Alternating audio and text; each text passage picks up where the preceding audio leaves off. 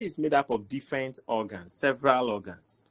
Okay, and it's important that these organs are able to communicate. All that comes together to help achieve what we call homeostasis.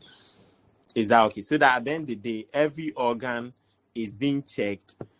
Every organ is receiving an information. If something is not going on well, adjustments are made. Then your body is able to be in an equilibrium state. Okay, and the nervous system is one of the systems that play major roles when it comes to communicating. So we say that the nervous system is a communicating system. Is that okay? It's a communicating system. Okay, and I mentioned that this is not the only system that helps with communication.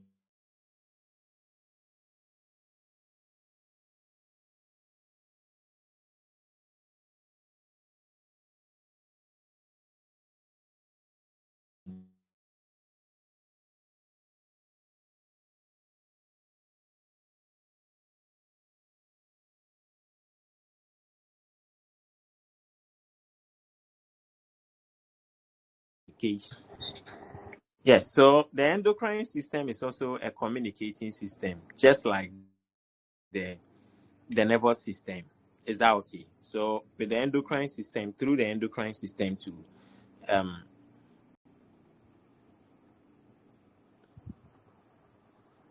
Oh, what is happening?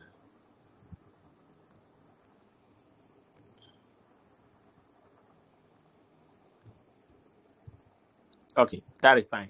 So in the nervous system, I also mentioned that we have the neurons.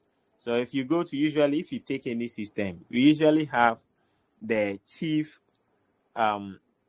functional unit, or a structure that is considered as the functional unit. For example, if you go to the urinary system, we mentioned that the main organ over there is the kidneys. And then we also spoke about the nephron, which is the functional unit of the urinary system. For the nervous system, the functional unit of the nervous system is the neurons. Is that okay? Good. The neurons, they are the functional unit of the nervous system. Okay, good. So that is also a very important part that you should know. So the structural and functional unit of the nervous system, that is the neuron. If you say neuron, it's just like a nerve. A neuron is like a nerve cell. A neuron is a cell. Is that okay? So when we say neuron, it's like we are talking about the nerve cells. Okay, and then the most important parts that we discussed, the key parts I want you to focus on, the anatomy that I want you to focus on, is the divisions of the nervous system. Okay, I mentioned that we have the nervous system largely has two divisions. We have the central nervous system and then the peripheral nervous system. So the central nervous system is made up of the brain and then the spinal cord. Okay, and then the peripheral nervous system is made up of the nerves and then the ganglia. Is that okay? So you see all these nerves. Look at all these nerves. All these nerves. Okay. Good. They are the nerves. So the nerves, we have different types of nerves. So we have the cranial nerves, the spinal nerves. We have two main types of nerves. So the nerves and then the ganglia. The ganglia is when the cell bodies of the neurons, the spinal nerves and the cranial nerves, when the cell bodies of the nerves comes together, then that forms what we call the ganglia. So when we take multiple cell bodies of different nerves, when they come together, usually closer to the spinal cord, when they come together, then they form the ganglia. Is that okay? Great. So in some textbooks, the peripheral nervous system, they will tell you peripheral nervous system is the nerves plus the ganglia. So check over here. You see we have the nerves plus the ganglia. That will form the peripheral nervous system. See, it's shown clearly over here. And the central nervous system is the brain and the spinal cord. Okay, so if we should ask you the divisions of or what structures forms the peripheral nervous system, the nerves and then the ganglia, what are the two main divisions, or what structures or organs forms the central nervous system? Is the brain and the spinal cord. So the brain and the spinal cord forms the central nervous system. The for the peripheral nervous system, the nerves and then the ganglia. In some textbooks, they will say the nerves, instead of the nerves, they will say spinal nerves and cranial nerves. It's the same thing. So if you are reading a textbook like that, don't get confused. You see over here, this is also another diagram. So the peripheral nervous system, we have the nerves and then the ganglia. You see where the ganglia are? Here. The ganglia. So when the cell bodies of multiple nerves come together, then they form the ganglia. It's also part of the peripheral nervous system. So the peripheral nervous system, we say that the peripheral nervous system is made up of the nerves and then the ganglia. And the central nervous system is made up of the spinal cord. Here, the spinal cord and then the brain. Is that okay? The spinal cord and then the brain. Are we together? Please, are we together? Hello?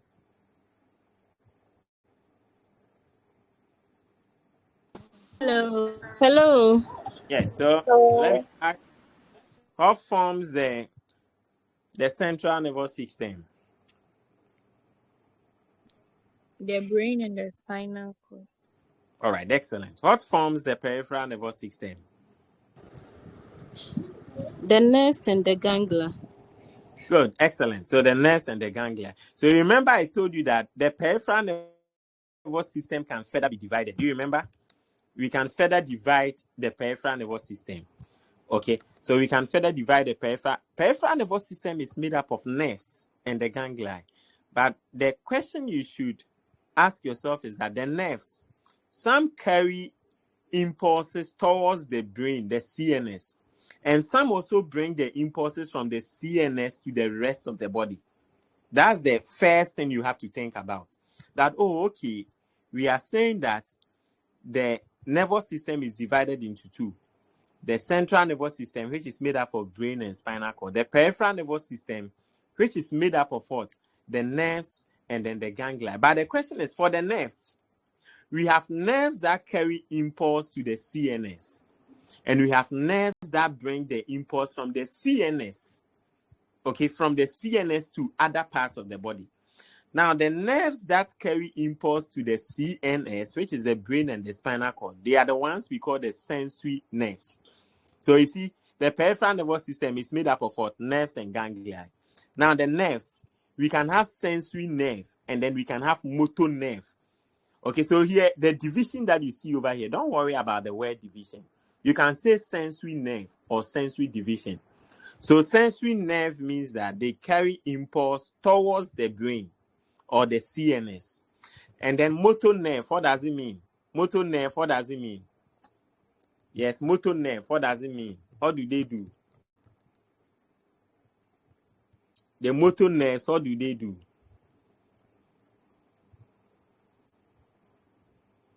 Yes, who have an idea? The motor nerves, what do they do?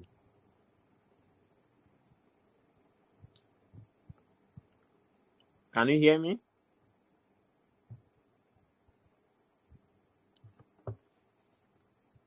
Hello, the motor nerves, what work do the motor nerves do? It brings information from the central nervous system to other Towards parts. the other parts of the body. That is excellent. Okay, so the two main divisions of the peripheral nervous system, we have the sensory nerves or the sensory division, or you can call it the afferent division or the afferent nerves. Then we have the motor division or the motor nerves or the efferent nerves or efferent division, however you want to call it.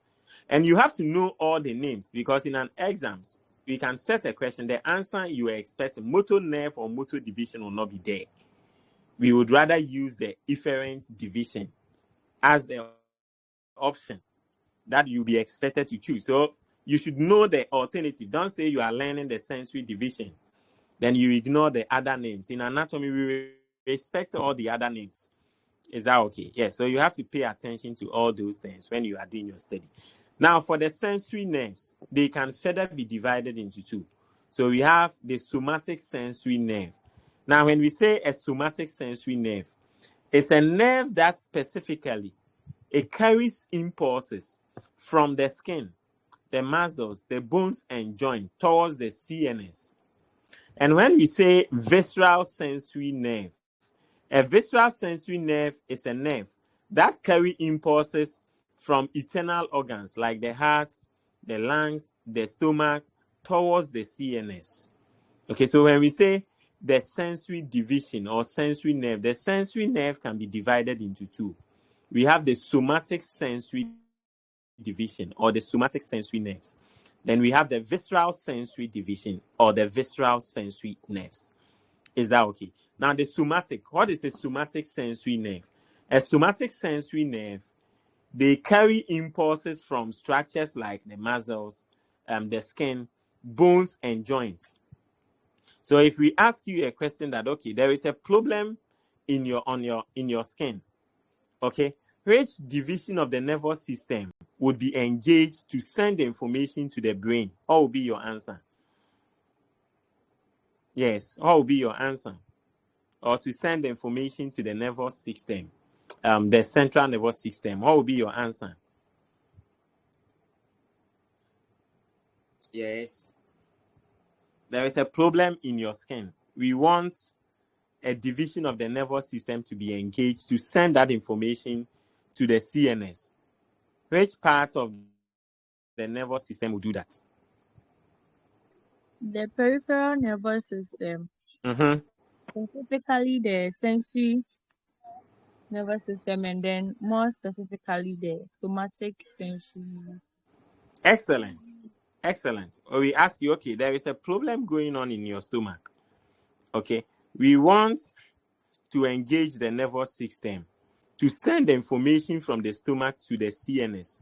Which part of the nervous system will be engaged? Peripheral nervous system, Mm-hmm.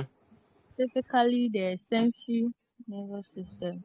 The More sensory nerves specifically, more specifically the visceral sensory. division or the visceral sensory nerves. That is excellent. Is that okay? So another way we can say, okay, there is a problem in your lungs. We want some nerves to send the information to your nervous system, the central nervous system. Which nerves will do that? So is the peripheral nervous system, specifically the sensory nerves, more specifically the visceral sensory nerves. Is that okay? Okay, now we are done with the sensory division. We are done with the sensory division. For the motor division, let's assume there is a problem going on somewhere in your body, and your brain has to send an information to that part of the body. It uses the motor nerve. Okay, so if I ask you a question that if your brain wants to communicate an information to a part of your body, which division of the peripheral nervous system will be engaged? Your brain wants to communicate an information to a part of your body. Which division will be used of the peripheral nervous system will be used?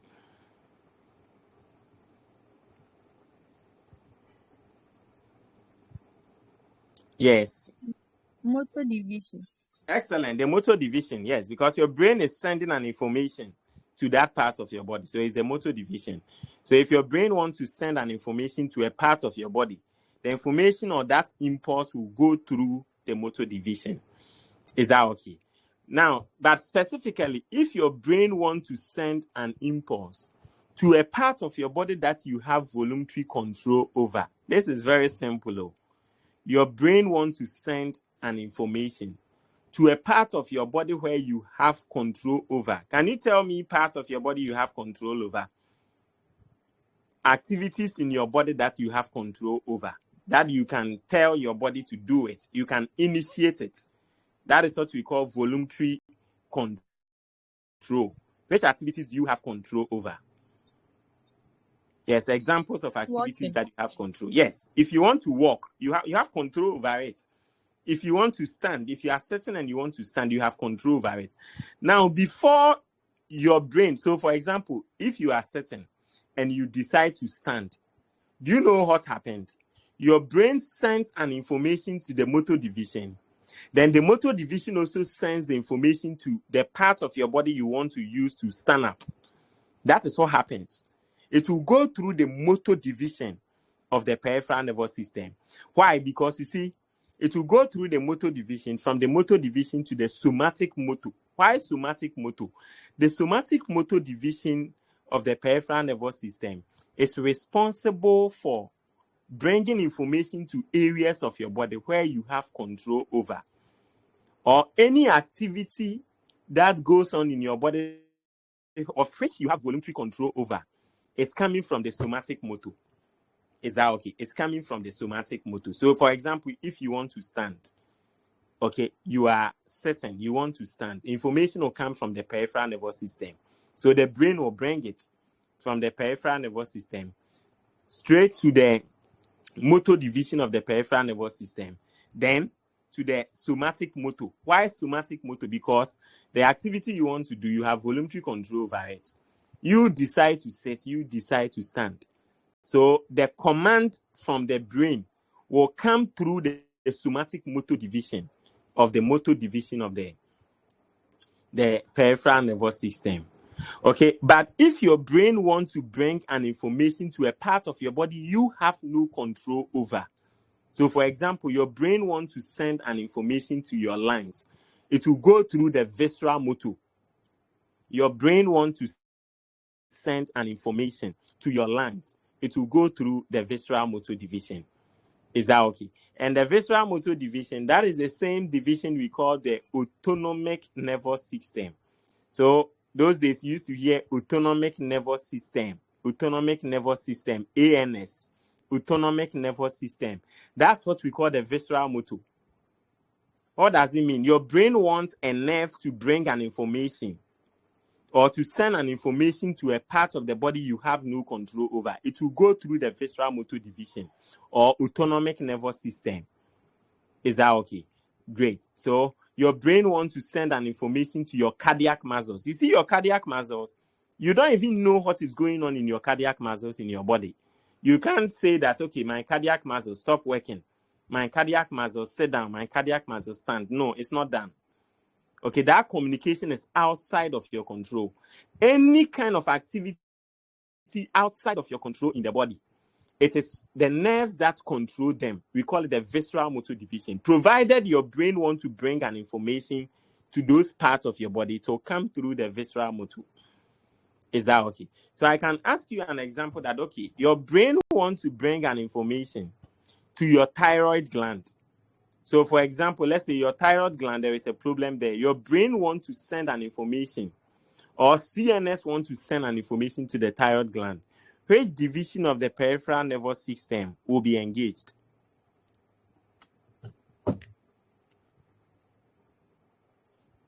The visceral division. Come again. The visceral division. Okay, but usually you have to come from the top. You have to start. Peripheral nervous system, specifically the motor division, more specifically the visceral motor. That's how we answer those questions. So if you ask you, your CNS want to send an information, is that okay? Want to communicate to a gland in your body where there is a problem. Which division of the nervous system will be engaged? Is the peripheral nervous system, specifically the motor division, more specifically the visceral motor division.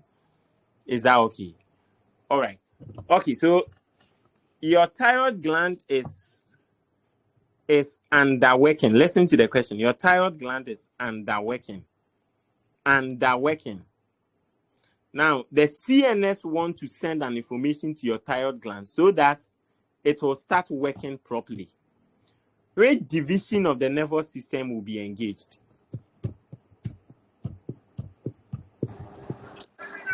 The motor division. Good. The motor division. Yes, excellent. Excellent. That you are not done. Oh. If you say the motor division, I'm trying to believe that you are not done. You are coming to continue. Yes. Specifically, the visual motor division. Yes, specifically the visceral motor division. Yes. But remember, the gland was underworking. So if the information that is coming to make the gland work, under the visceral motor, which division will be engaged? Sympathetic. Yes, that's sympathetic. Okay, if we ask such a question in exams, you not just write one thing and end it there. You should know all the pathway. So, for example, a gland is working slow. The CNS want to bring an information to that gland so that it starts working faster. Which divisions of the nervous system will be engaged? If you write motor division, you've not even written anything. You have to state, okay, it's the peripheral nervous system. Specifically under the peripheral, the motor division of the peripheral nervous system. Under the motor division, the visceral motor. Under the visceral motor, because the problem was that the gland is working slow, is the sympathetic that will be engaged. That's how we answer it. Is that okay? All right. The next question. There is a problem in your digestive system, or you have a problem with slow digestion. Your CNS want to bring a certain impulse so that digestion activity increases. Which division of the nervous system will be engaged? The The peripheral nervous system. specifically Excellent. More the motor more division, specifically, more the specifically the visual motor region, region. then the Okay, the motor parasympathetic, region or division. Okay. More then visual specifically, motor, the visceral motor. Okay. More specifically, and then parasympathetic. parasympathetic. That is 100% correct. But this time, gentlemen, the brain wants to bring an information for the digestion activity to increase. Why did you say parasympathetic? I was expecting you to say sympathetic. Why? Okay, so looking at the parasympathetic, one of its characteristics is to increase digestion.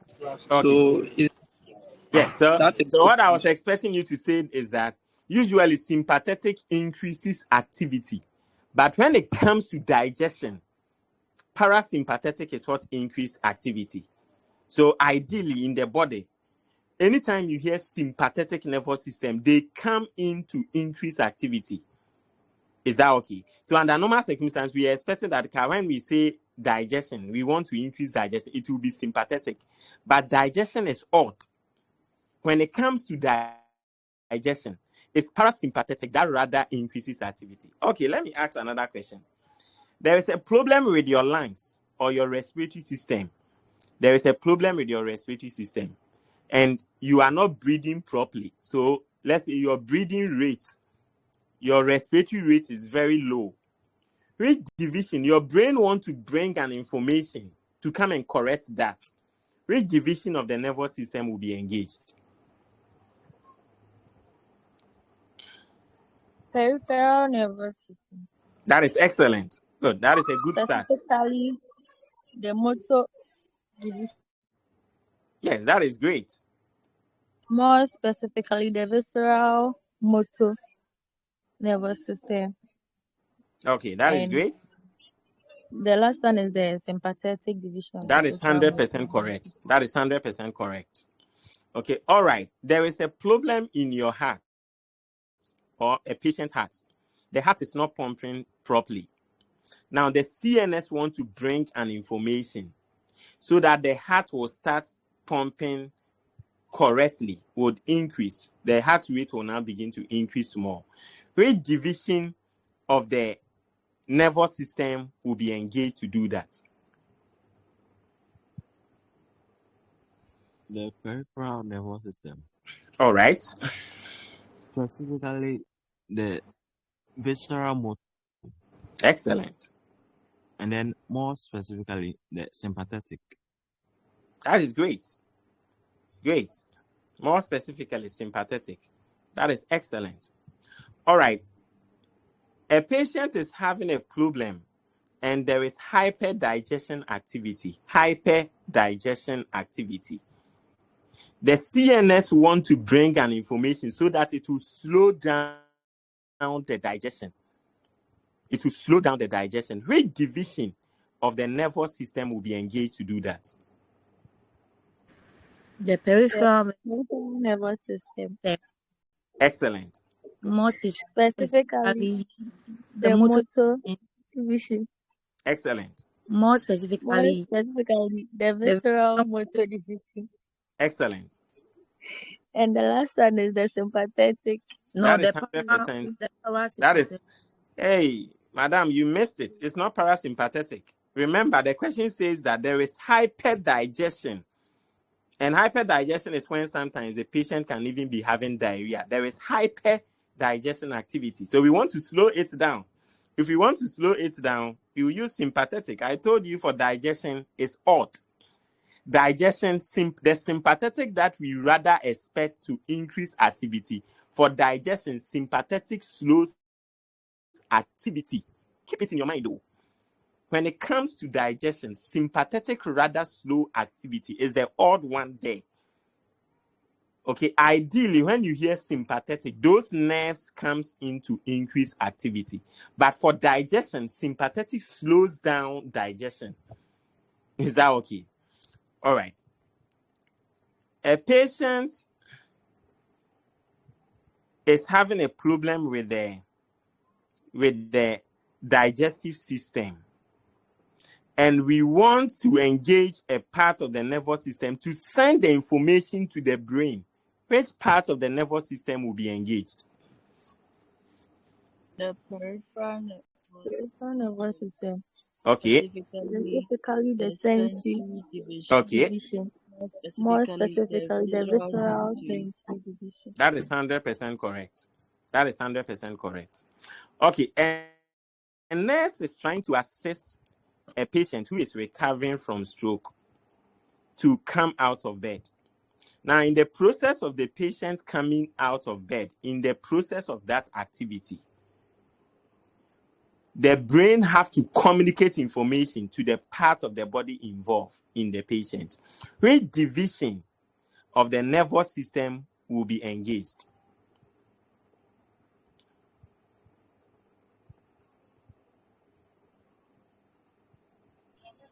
Peripheral nervous system. Okay. Motor division. Okay. More specifically, the somatic. Yes, more specifically, the somatic motor division. Is a, and a question like that, I can add that, okay, why? Which division of the peripheral nervous system will be engaged, or which division of the nervous system will be engaged? Why? Or explain your answer. Why do you think that divisions you've mentioned should be engaged? Why? What is the reason? Because the stroke patient has to get control over the part that he or she is supposed to move. So the somatic motor is the one that the nervous system can communicate the information to.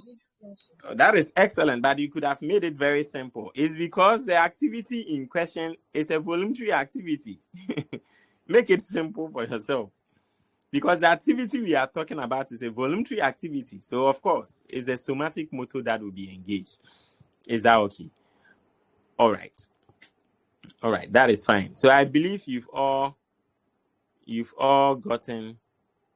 Okay. There is a problem in your skeletal muscle. There is a patient is having a problem in the skeletal muscle. A problem in the skeletal muscles. And the body wants to send that information to the CNS. Which division of the nervous system will do that? The peripheral nervous system, Mm-hmm. specifically the sensory division, and then more specifically the somatic sensory. That is excellent. That is excellent. Is that okay? That is excellent. Good. All right. That is fine. So basically that. So when you hear peripheral nervous system, we are just talking about the nerves. Most of the time when you hear peripheral nervous system, we are talking about the nerves. But remember that the ganglia, the ganglia, this. When the ganglia is like when the head, it's like when the head of nerves come together. The nerves have something, a structure like a head. We will look at them. Okay, we call it the cell body, the neural cell body. When they come together, they form the ganglia. And usually you see that structure closer to the spinal cord. Okay, so in anatomy, we say those ganglia are also parts of the nerves. That's why in most of the tests, they will tell you that, okay, the peripheral nervous system is made up of what? The ganglia and the nerves. But largely enough, the peripheral nervous system is made up of the nerves. And the nerves can be divided into two. Okay, and that is why we are saying that the nerves, we have the sensory nerves. That is what they are saying sensory division is the same thing. So in some textbook, you go and see sensory nerve. Don't say, sir, they didn't teach you. In some textbook, you don't see sensory division. You see sensory nerve is the same thing. In fact, in some textbook, you even see sensory. You see afferent nerves is the same thing.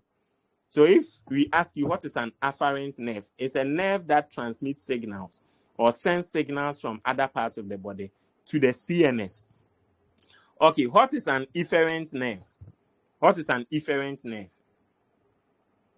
They are nerves that carry information from the CNS to the other part of the body. That is excellent. And we can ask you that simple question in an exams. We can even ask you differentiate between an afferent nerve and an efferent nerve. What will be your answer? How will you differentiate? Differentiate between an afferent nerve and then an efferent nerve. Yes. So the afferent nerves, they carry information from the CNS to the other part of the body, whilst the efferent Young one, come again. Take your time to ask. The afferent send information to Mm-hmm. the CNS. Excellent. That is correct. Whilst the efferent send information from the central nervous system to the other part of the. That is excellent. Okay, so that same question, we can also put it this way: differentiate between a sensory nerve and then a sensory nerve and then a motor nerve. We can also say that differentiate between the sensory division of the peripheral nervous system and then the motor division. It's the same question. It's the same. The division there, if you are not careful, remember the peripheral nervous system is made up of nerves. So when you see textbook write sensory division, it's just the same as they say sensory nerves. So the nerves, the parts that are sensory nerve, that's the sensory division. They fall under the sensory division. Is that okay? Great. Excellent. Is there anyone who is confused over there? All right. Yeah. Okay. What's the problem? Please, I didn't join the class on time, so. Oh. The beginning, yeah. Oh, this is the beginning. Oh, this is the beginning. Yes, this is the beginning of the nervous system. All right, that is fine. Okay, so now we know the peripheral nervous system, the central nervous system. Okay, if for nothing at all, you shouldn't forget the two main divisions of the nervous system. The central nervous system, which is made up of the brain and the spinal cord, and then the peripheral nervous system, which is made up of the nerves and the ganglia. Is that okay? Great. So if you look at this diagram, it's clear. Peripheral nervous system, nerves, and then the ganglia. Central nervous system, brain, and then the spinal cord. Simple as that. What is a ganglia? When we say a ganglia, what does it mean? Yes, when we say a ganglia, what does it mean? A collection of cell body in the peripheral nervous system. That is excellent. Collection of neural cell bodies in the peripheral nervous system. Is that okay? Great. So we discussed that the other time. A cluster of neuron cell bodies in the peripheral nervous system. Okay, good. So, and that is also considered part of the peripheral nervous system. So if you are looking at the peripheral nervous system, we consider the ganglia part of it. And remember, we also mentioned the nucleus. Nucleus is also a cluster of neural cell bodies in the central nervous system. We will talk about that later when we start looking at the brain. The nucleus, this one, we will talk about it later when we start looking at the brain. Okay, within the brain, to remember, we have nerves. So you see, the same way we are saying that the peripheral nervous system is made up of nerves, nerves and then the ganglia. The central nervous system too is made up of brain and spinal cord. Within the brain too, we have neurons inside the brain. That is what you should remember. Within the brain too, we have neurons inside the brain. Is that okay? All right, that is fine. Oh, we are getting a feedback from. All right, that is fine. Thank you. That's been corrected. Good, that is fine. So now you know the divisions, and we started with nerve cells. I mentioned that when you hear nerve cell, it simply means a neuron. Another name for neuron is a nerve cell.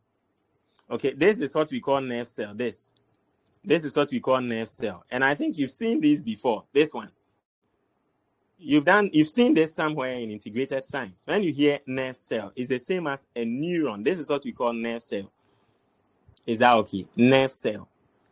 Is that, and remember, this neuron is the structural and functional unit, the basic structural and functional unit of the nervous system, meaning that the chief structure that really helps the nervous system to operate is this neuron we are talking about here. Is that, or you can call it a nerve cell. So when you go into other books, you see nerve cell is the same as a neuron. If you see neuron, is the same as a nerve cell. Okay, so like I said, it's the fundamental unit of the nervous system. What does it do? It transmits electrical and chemical signals. That's the main function of neurons. They transmit signals. Remember, we just discussed this. For example, if you take a sensory neuron or a sensory nerve, when we say a nerve, it's the same as nerve cell or a neuron. So here you see we call it a sensory nerve or a sensory neuron. Okay, a sensory nerve or a sensory neuron is the same thing. Is that okay? Good. What they do is they transmit signals. You remember, they can either transmit signals from the brain to other parts of the body or from other parts of the body to your brain. For example, you touch a hot object. The question you ask yourself is that, how does that signal or impulse get to the brain? How? It is through your nerves in the body. Is that okay? So let me ask you this. If someone should touch a hot object, is that okay? That impulse from the hot object, how will it get to the brain, the CNS? Which part of the nervous system will be engaged?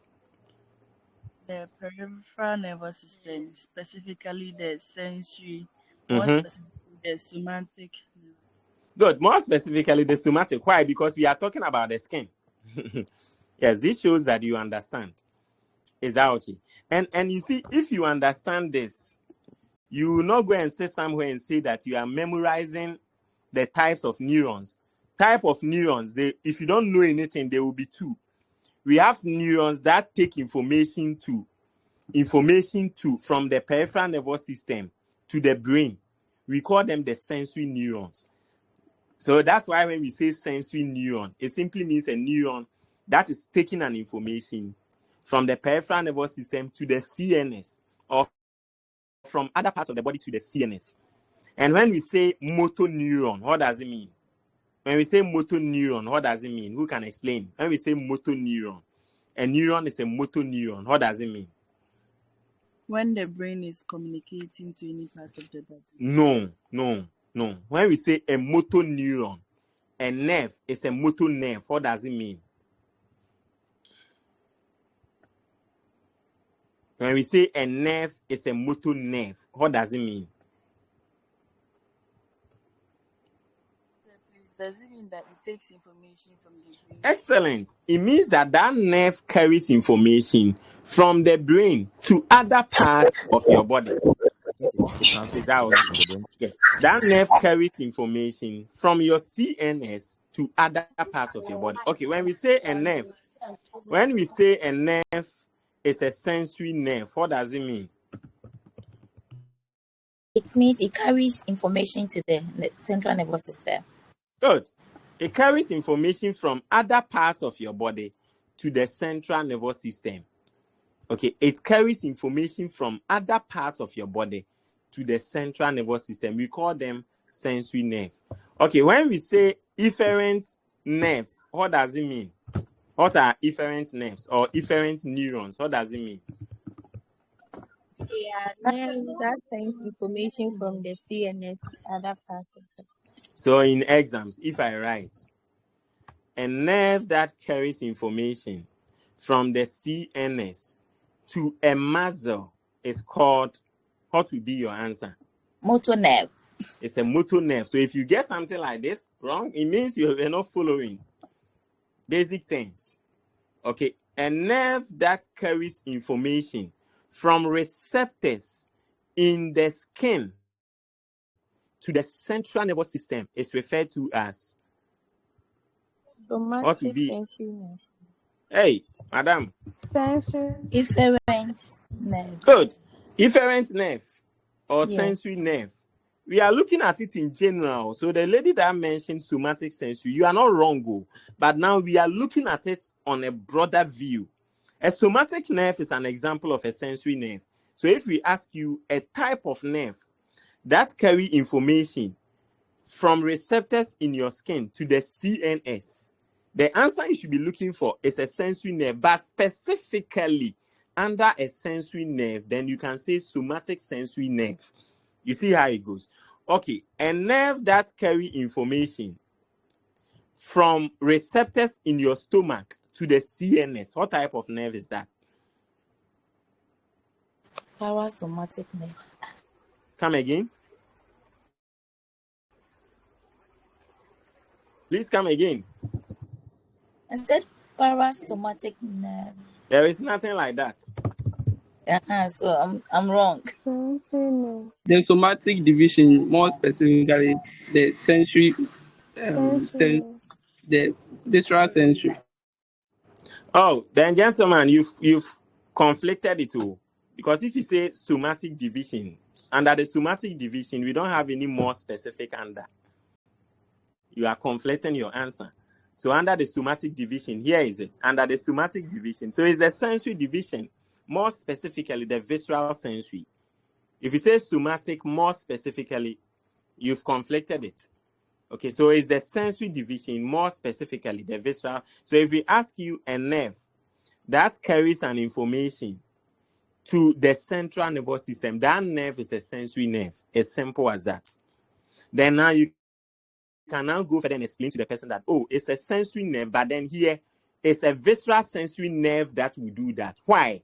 Because the stomach is a visceral organ.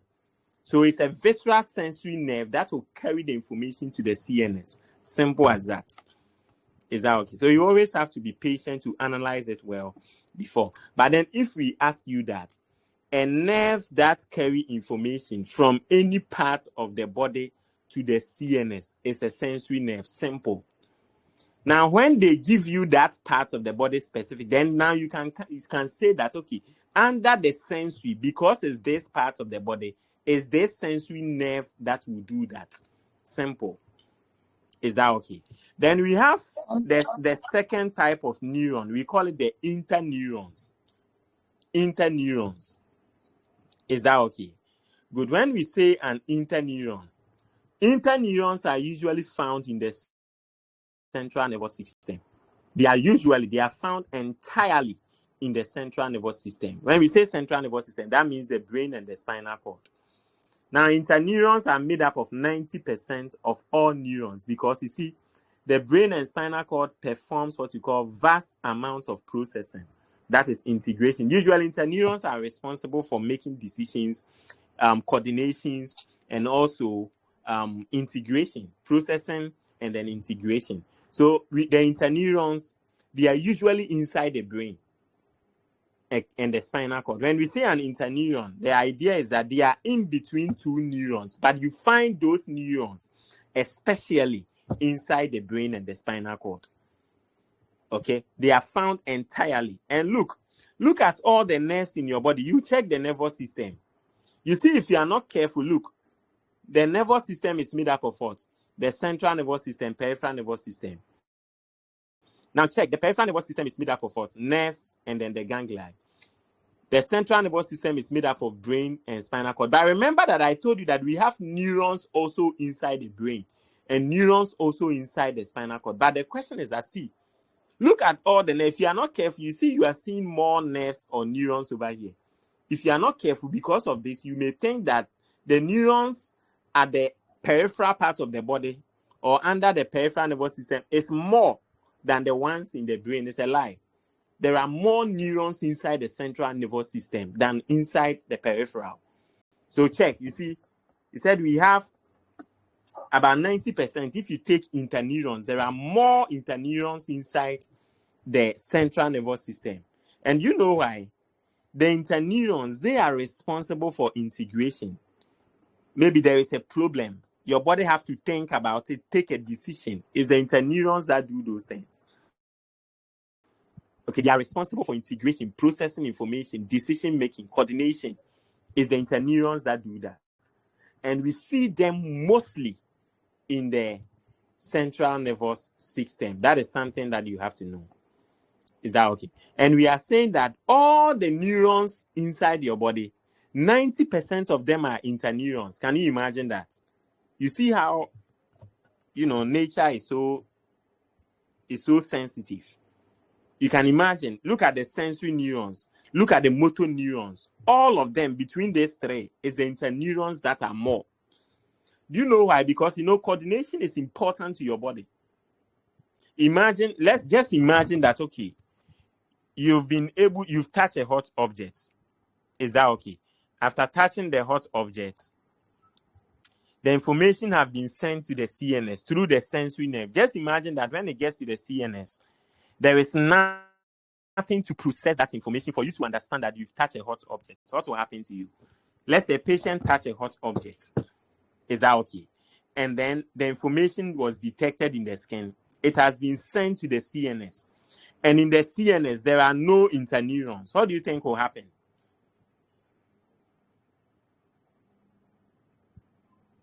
Yes, what do you think will happen? Someone has touched a hot object. The information has been detected in the skin. It has been sent to the CNS. It got to the CNS. There are no interneurons. What will happen?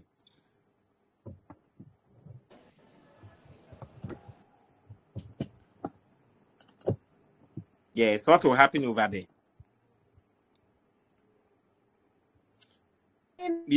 Before you be able to answer, you have to understand what the interneurons do. What do interneurons do? They process information. What it means is that your brain will not be interpreting that this is hot or cold. So your skin will just be exposed to the hot object without you being able to remove your hands.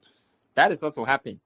Because the part of the neurons that interpret and then help with integration, decision-making, coordination, okay, analyzing, interpreting, those neurons are called the interneurons. Okay, so if you have a problem with interneurons, let's imagine you don't have interneurons. What it means is that if the sensory neuron carries information to the CNS, processing will not take place. Integration will not take place. Decision will not take place. So at the end of the day, even the motor neurons will not receive any information. Okay, to help reverse the problem. Is that okay? Great. So if we ask you that between the various types of neurons in the body, which ones dominate? What will be your answer? Between the various types of neurons in your body, which ones dominate? The interneurons. Okay, if I ask you that, okay, in your own words, why do you think interneurons are dominant among the various types of neurons? What will be your response? How will you answer that question? Because they are needed before a person can make a decision. Yes. Lisa, because Yes. they are needed to inform a person on the decision to make, whether to escape injury or Excellent. Good. Excellent. Because you need interneurons to help with integration. You need it in decision making. You need it in coordination. You need it in analyzing information. You need it in interpreting information, and also to even relay signals. Is that okay? Apart from interneuron, all the other neurons, they don't process information. They only transmit impulse. Is that? But when it comes to the interneurons, they play a role in integration, decision making, coordination, and all of that. Is that okay? Great. So yes, so that is a neuron. So a neuron consists of a cell body, a dendrite. So I'm still explaining a neuron. So like I mentioned earlier, neuron is a fundamental unit of the nervous system. They transmit what? Electrical and chemical signals. They consist of a cell body. This is the cell body. Look, this is a typical neuron. See, this is a typical example of a neuron. This diagram. So this is the cell body here. This part, we call it the cell body here. The cell body, here is it. You see, we've labeled it over here. So this part is the cell body. Can you see? Can you see the cell body? Yes, Yes. sir. This part is the cell body. The cell body, in some textbooks, they also call it the soma. Say soma. Say soma. Good. Or you can call it the cell body. Either you say cell body or soma is correct. So you see the nucleus. Can you see the nucleus? This is the nucleus. Look, can you see the nucleus? Can you see the nucleus? Look at it very well. Can you all see the nucleus? Yes, sir. Over here too, can you see the nucleus? Yes, sir. Good. Apart from the nucleus, we have other organelles inside this cell body. So it's inside the cell body that we have the nucleus and then other organelles in the neuron. Okay, so this is the cell body. So if you draw this diagram and you label any part here, like where I've pointed now, here, inside here like this, is the cell body. It's inside the cell body that we have the nucleus and then other organelles. Okay, and this part, we call it what? The dendrites. This part, the extensions on the cell body. Okay, look, the extensions on the cell body, we call it the dendrites. The extension on the cell body, we call it the dendrites. Look at the extensions on the cell body. This extension. This is also another extension. This is also another extension. The extensions on the cell body, we call it the dendrites. Okay, so the extensions that we have on the cell body, this is an extension on the cell. So how many extensions are on this cell, the cell body of this neuron? This one. How many extensions are there? We have one, we have one, we have two, we have three, we have four, we have five. So the extensions on the cell body, we call it the dendrite. Is that okay? Huh. So the branch of extension from the soma. So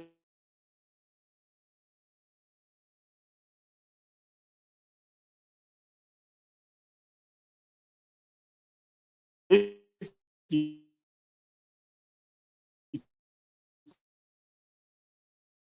say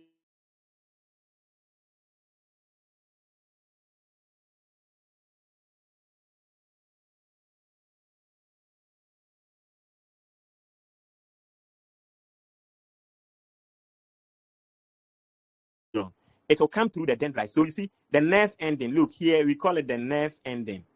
So if this neuron wants to communicate to this neuron, the nerve endings of this neuron will communicate to the dendrites of this neuron. If this neuron wants to talk to this neuron, look, the nerve ending of the neuron will communicate to the dendrites of this neuron, the other neuron. So every neuron receives information from other neurons. From where? From the dendrites. Is that okay?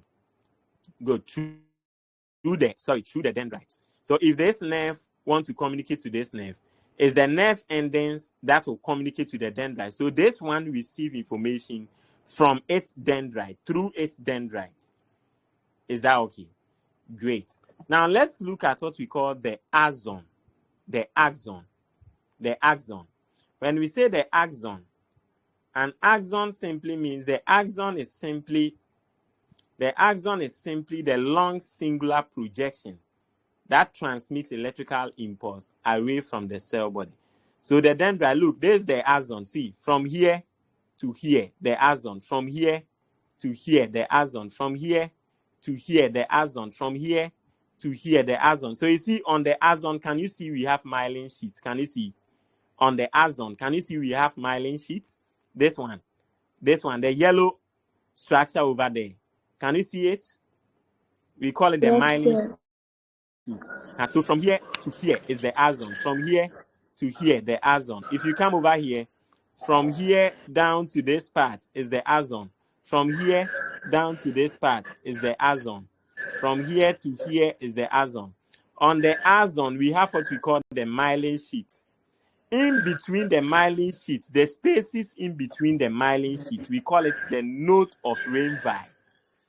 Okay, Node of so Rainbow. let me go over it again. From here down to this part, we call it the axon. From here, coming to this part here, it ends over here. From here, coming to this part, we call it the axon. On the axon, we have the myelin sheath. Okay, the myelin sheath. Now, in between myelin sheath, we have some spaces. Can you see there is a space over here? Can you see there is a space? Can you see it? Yes. Can you see there is another space over here? Yes, sir. And then there's another space. How many myelin sheets are you seeing on the axon? How many myelin sheets? This neuron, how many myelin sheets are on? 5. 5. 1, 2, 3, 4, 5. So how many spaces are there? 1, 2, 3, 4. 4 spaces. 4. Now the spaces in between the myelin sheet, we call it the node of Node Ranvi. of Ranvi. Okay, or you can say node of Ranvi, node of Ranvi, however you want to call it. Then we have the myelin sheet. Is that okay? The myelin sheet. So this is what we call the myelin sheet. This is also a myelin sheet. This is also a myelin sheet. This is also a myelin sheet. This is also a myelin sheet. Is that okay? Now the myelin sheets are more like fatty coverings that are produced by the squam cells. Now, the importance of this myelin sheet is that they play a role in impulse conduction. Now, nerves that have the myelin sheet, they conduct impulses faster. Let me repeat it again. Nerves that have the myelin sheet, they conduct impulses faster, meaning they transmit impulses faster. So if I give you, in an exam, I can give you two nerves. One will be having myelin sheet, another will would not have a myelin sheet. Then I'll ask you, what is the difference between the two nerves? What will be your answer? I'll give you two neurons, diagram. Then I'll ask you that, okay, what is the difference between these two neurons? What will be your answer? Yes. So I'll give you two neurons. One will be neuron A, the other will be neuron B. Then I'll ask you that, okay, what is the difference? One will have the myelin sheet. This one. One of them, it will have this myelin sheet. Another one, I will give you a neuron that is not having any myelin sheet. Then I'll ask you that, okay, from your knowledge in nervous system, what is the difference between neuron A and neuron B? What will be your answer?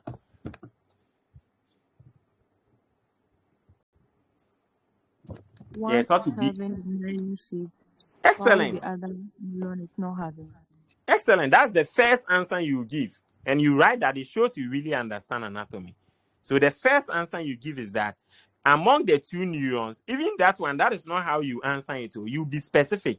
Neuron A is having the myelin sheet. Neuron B is not having the myelin sheet. Then you come to your second answer. The second answer will be that, okay, neuron A, which has the myelin sheet, will conduct impulses faster as compared to what? Neuron B. Simple as that. Is that okay? Simple as that. So you see, some neurons have myelin sheets. Neurons that have the myelin sheets, they conduct impulses faster. Impulses travel faster on them. Is that okay? Great. Neurons that do not have, so if we give you any neuron and this myelin sheet is not there, if we give you a neuron and this myelin sheet is not there, that neuron, they conduct impulses slower. Impulse transmission on that neurons are very slow. Is that okay? So, is the myelin sheet, are they important or they are not important? Do you think they are important? Yes. Why are they important? Because they help impulses to faster. transport impulses faster. Faster, good. Because in the nervous system, we want impulses to be conducted faster. So if a neuron is having a myelin sheet, it means that they will be able to conduct impulses faster. So it's important. Is that okay? Yes, sir. Great. So and remember, you should be able to draw this diagram. In the previous anatomy 2 exams, they drew one of the diagrams that we asked them to draw is the dendrite. Sorry, the neuron. They expected so many diagrams, but the old diagram we made them to draw in the exams is the neuron. Okay, you should know how to draw the neuron. Is that okay? So if you draw a neuron, you draw a cell body. Now, we don't expect you to draw something to be an artist in the exams, but your drawing should show the features of the neuron. Simple. When you draw, you should be able to label the features of a neuron. So your drawing, you should show the cell body or the soma. Okay, so you draw the neuron and show all the major parts of the neuron. That is how you usually put them. So you should be able to draw the neuron.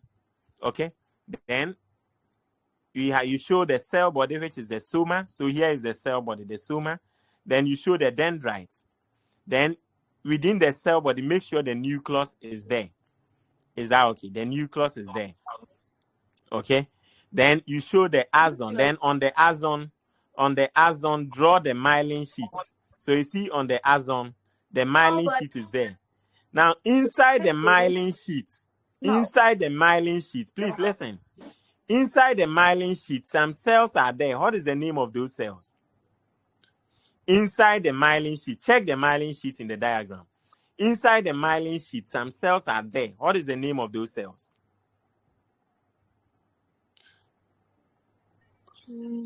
I want my students are students who are observant too. Don't be dreaming. Look at the diagram. It's there. Yes, there's Schwann cells. That's where are you looking at? It's there. This is the diagram. Inside the myelin sheet, this is the myelin sheet. Inside, some cells are inside. We call them the Schwann cells. Do you know what they do? They protect the neuron. You see, you a human being, when you are walking, you have God protecting you. Yes. And some of you, when you are walking, your dress is also protecting you. Some of you even wear bulletproof. Is that okay? Yeah. So as a neuron too needs a structure to protect it. That's the Schwann cells. Okay. So, and that should tell you that, okay, the question you should ask yourself is that, okay, what if a neuron is not having a Schwann cell? Don't you think that neuron lacks protection? So imagine a neuron that is not having Schwann cell, the myelin sheet. Because you see, the myelin sheet, the Schwann cells are inside the myelin sheet. So if a neuron is having a myelin sheet, it's two things. That neuron will be able to conduct impulses faster.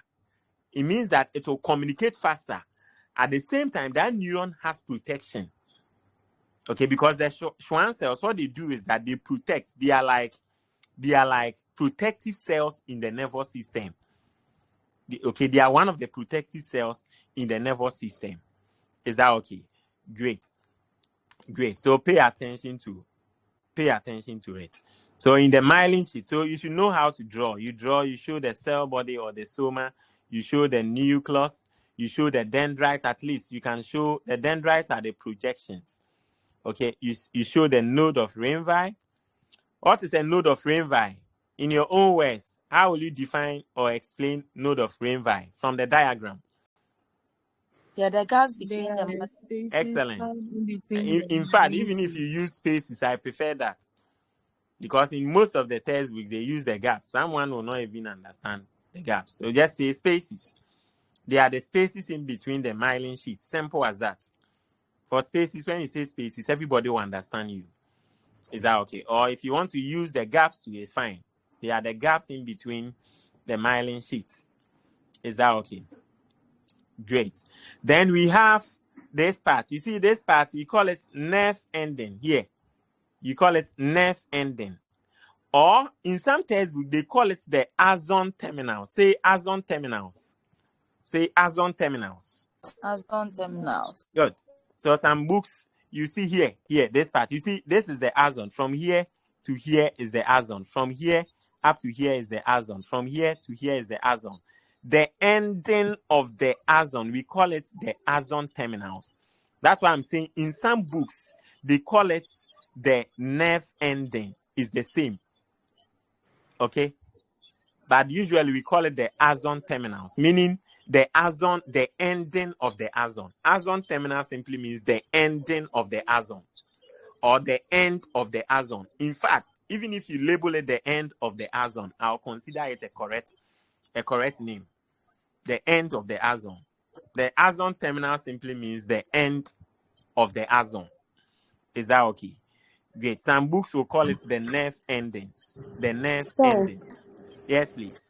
Please, it's like I'm confused somewhere. I want to take you back small. You All were right. saying like the difference between the two neurons, All and right. you said one is having a myelin sheet, Okay. and the other one is not having. But I can see a Oh, myelin then sheet.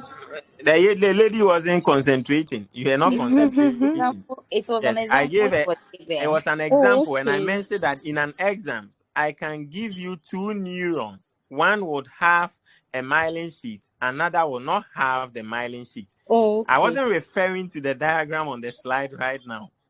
Oh, Is okay. that okay? Yes, I was trying to Okay. give an example that in an exams, we can give you two neurons, neuron A, neuron B. Neuron A would have the myelin sheet. Neuron B will not have the myelin sheet. Then we Oh, would ask you, what is the difference between neuron A and neuron B? Is that okay? Then you tell us yes, that one, please. neuron A is having the myelin sheet, neuron B is not having the myelin sheet. Simple. Then your second response, since neuron A is having the myelin sheet, it will conduct impulses faster as compared to neuron B. That's the difference. You are done. Is that okay? Okay. You are done. Thank you. Good. Again, since neuron A is having the myelin sheet, it would have a squam cell. It would also have node of Rainville. And all that gives the neuron protection and helps them to conduct impulses faster. You are done. If you give an answer like that, you are done. Is that okay? Great. So we have a neuron over here. So this is a neuron. So you can see from here to here is the axon. From here to here is the axon. And the ending of the axon, how do we call the ending of the axon? What is the name given to the ending of the axon? This part. Axon terminal. Axon terminal. Ending of Okay, if this axon. neuron want to send impulse to this neuron, the information will come through the axon terminal, from the axon terminal to the dendrites of this neuron. So if one neuron want to communicate, so if I'm neuron A and I want to send information to neuron B, how would the transmission occur? So the axon terminal or the nerve endings of the neuron A will send the information to the dendrites of neuron B. And I can give you that in exam because I don't believe in memorization. You go and sit somewhere, then you do baba practical things. So I'll give you two diagrams. Okay, one is neuron A, another is neuron B. Okay, if neuron A want to send information to B, how would the transmission of the information occur? Then you tell us, okay, the dendrites, the axon terminals or the nerve endings of neuron A will send the impulse to the dendrites of what? The cell bodies of neuron B. You are done. So for example, this neuron, if this neuron wants to send information from here to this, the information will come through the cell body. It will come out through the axon. So from it goes, the impulse will be walking along the axon until it gets to the axon terminal. Then the impulse will now be transmitted from the axon terminal of this neuron, and then it comes to the dendrites of the cell body of the second neuron. That's how the transmission go. Okay. Now, in between, let's say transmission is going in between the axon terminal of this neuron and then the dendrites of this neuron. There is a gap over there. We call it a synapse. In between, so when we give you two neurons, and let's say the two neurons are communicating, we give you two neurons, and the two neurons are communicating. How do they communicate? The axon terminal of one neuron will send the information to the dendrites of the other neuron. Now, in between the axon terminal of one neuron and the dendrites of another neuron, there is a space over there. We call it a synapse. Now, another thing that you should also remember is that it's not all the time neuron communicate to neurons. A neuron can also communicate to a muscle direct. Let me take that again. It's not all the time a neuron will communicate to a neuron. And you can have a neuron that is also communicating directly to a muscle cell. In such a situation, what it means is that the axon terminal of the neuron will be the one that communicates to the end receptors of that muscle. But then in between the axon terminal and the basal cell, the space there, we call it a synapse too. So when we say a synapse, it's the junction between two neurons. Simple as that. So when we say a synapse is the junction between two neurons.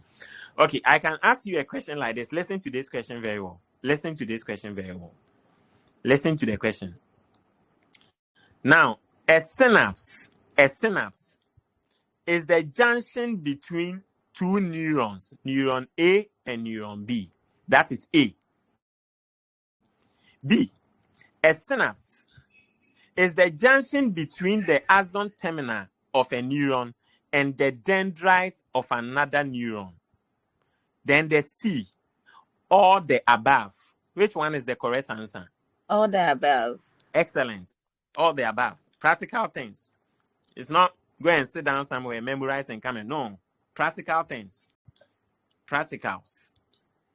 Okay, so when we say a synapse, it can be the junction between two neurons or the junction between a neuron and a muscle or another cell. It can even be a gland. So when we say a synapse is not the junction between two. So I can even give you, let me see whether I have such diagrams over here. So I can give you like a neuron. Look at this.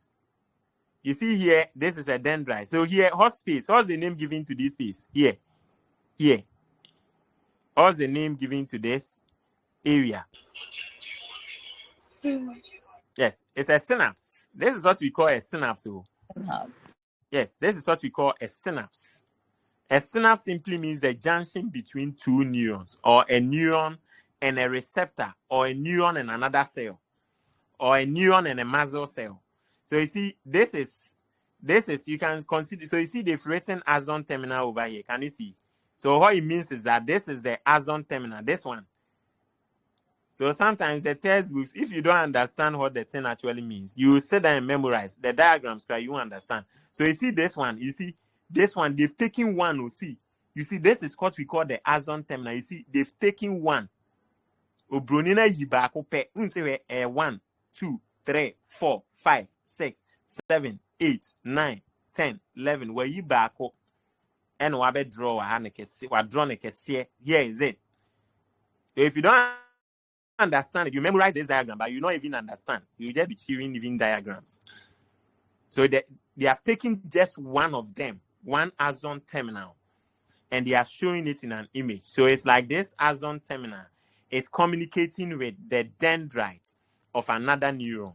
So here, this one will be the dendrite of another neuron. So in an exam, I can label this one for you and say that, okay, this one, let's assume this one is an axon terminal. What will be this one? This one is an axon terminal. What will be this one? This structure will be what? The dendrite. It will be a dendrite or a muscle. Good. Shows that the gentleman understand. It will be a dendrite of another neuron or a muscle, a receptor on a muscle. That's the meaning. Is that okay? Great. Yes. Okay. In an exams, I can label this one dendrite. This one, I will label it dendrite of, let's say, here, the green one. I'll label it dendrite of a neuron. Dendrite of a neuron. Then I ask you that, okay, this whole structure over here, this whole structure, this one, what name will you give to it? This one. This whole structure, what name will you give to it? This whole structure, this one, the one that I'm circling. Yes, what name will you give to it? If I label this one the dendrite of a neuron, what name will you give to this structure? Neuron terminal. Oh, use the right word. Axon terminal. Yes, axon terminal. Yes, axon terminal. Yes, axon terminal. Good. Axon terminal or nerve ending. Is that okay? It's very simple and practical. Okay, so once I tell you, okay, this is a muscle receptor. If I tell you this is a muscle receptor, what name will you give to this structure over here? is the axon terminal or ending of a particular nerve. Is that okay? Good. Yes, please. Can you see the myelin sheet? Can you see that this Yes. neuron is having a myelin sheet? Yes. And then once it's having a myelin sheet, okay, I can ask you that in exams. I can say, okay, so the questions you have to be, your reasoning should be very superb. Don't do memorization. Try and join classes and understand. And when you meet in your group discussions, do discussions. Don't try and memorize things. Okay, so a neuron that is having a myelin sheet would have one of the following features. A neuron that is having a myelin sheet would have one of the following features. Then I'll bring A, blood cell, B, node of Ranvi, C, white blood cell. What will be your answer? Node of Ranvi. Node of Ranvi. Yes, node of Ranvi. Practical questions. So it's up to you to know that once a neuron is having a myelin sheet, one of the key features of that neuron would be a node of Ranvi. You should know. Is that okay? Good. But apart from the node of Ranvi, which other answer can you expect from that same question? Can conduct impulses faster. No. You have to pay attention to the question. We are looking at features, so we are not looking at function. Sorry. Good. We are looking at the features of that neuron, not the function. Yes. So apart from the node of Ranvi, which other feature do you think that neuron will possess? Yes, the squam cells. Yes, I'm very glad you understand the squam cells. So it means that same question, you can expect two answers. It's either you are looking out for the squam cells. If that is not there, definitely the node of Ranvi will be there. Is that okay? Great. Excellent. So this is what we call a neuron. So when we say neuron, we are just looking at the basic structure and functional unit of the nervous system. Okay, and we ask you the parts of a neuron.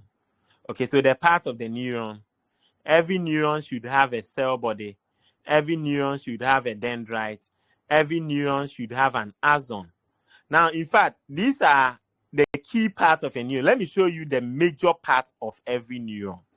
Bring your mind over here. It's very important because we can ask you to write the major parts of a neuron. Now, remember, it's not all neurons that will have the myelin sheet. It's not all neurons that will have the node of Ranvi. But every neuron would have a cell body. Every neuron would have a dendrite. Every neuron would have an axon. Every neuron would have an axon hillock. When we say an axon hillock, what does it mean? Yes, when we say an axon hillock, what does it mean? Who can tell me where the axon hillock is located on the diagram? Because nobody asked, though. Assuming I have skipped, nobody asked that. Say, I'm seeing the axon hillock. Where is it located? If you draw it, where will you label that this side is the axon hillock? Where is it located? Who have an idea? The part that the cell body and then the axon. Good. The junction between here, this part, this is where we call here, this junction. You see this junction? This junction is where we call the axon hillock. The axon hillock. Okay, this junction here, we call it the axon hillock. The junction between the cell body and the axon of a neuron, we call it the hillock.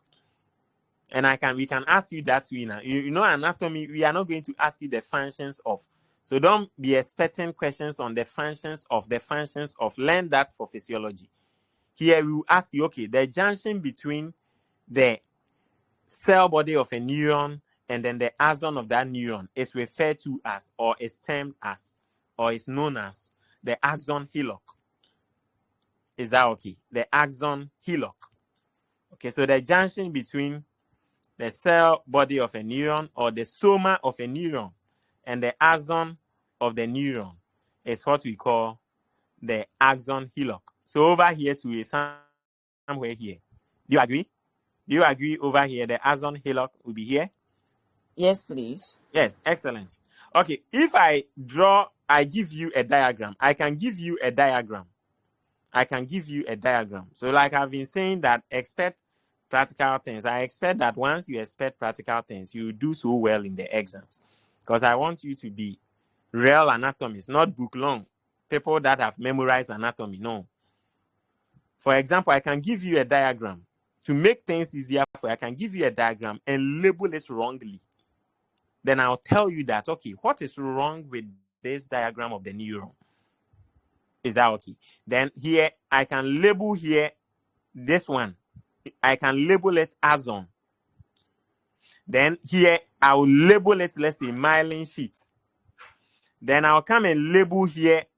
I can label here maybe a squam cell. A squam cell. I will label the diagram wrongly. Then I'll tell you that, okay, as an anatomist, what is wrong with this diagram and the labels? Then it's up to you to now analyze. Oh, okay. The myelin sheet is not supposed to be here. The myelin sheet is supposed to be here. Okay, node of Rinvai, this is where Sir have labeled it. No, it's wrong. In anatomy, node of Rinvai is in between the myelin sheets. Nice diagram like that. Then I'll label the diagram wrongly. Then you have to identify and do the correct labeling. Simple. Is that okay? Yeah, so observe the diagrams very well. Is that okay? So for example, you see where I've labeled the nucleus. I can come and label here. You see this part. Here is the squam cell. I can label its nucleus. And if you are not careful, if someone, let's assume you didn't have this discussion and you're observing, you may take it to be normal and you even go ahead and learn that is the nucleus. Okay, so I can take the myelin sheet and the cell inside. I'll label it the nucleus. Then you say that no, in the myelin sheet, the cell inside is not the nucleus. That is the squam cell. Then you do the correction that no. So you relabel. So you say that, okay, the part that has been labeled dendrite is actually the soma. The part that has been labeled myelin sheet is actually the axon. The part that has been labeled this is supposed to be this. That is it. So you just write the sentences under. You are done. So if, for example, I've labeled this part nucleus, the nucleus, I've written axon there, then you write the part that has been labeled axon in the diagram is supposed to be what? Nucleus. You are done. If, for example, this part, I've labeled it, I've labeled here dendrite, what would be the answer you write? Let's assume this part, where the kesite, I've labeled it dendrite. What answer will you write? I've labeled this part dendrite. What answer will you write?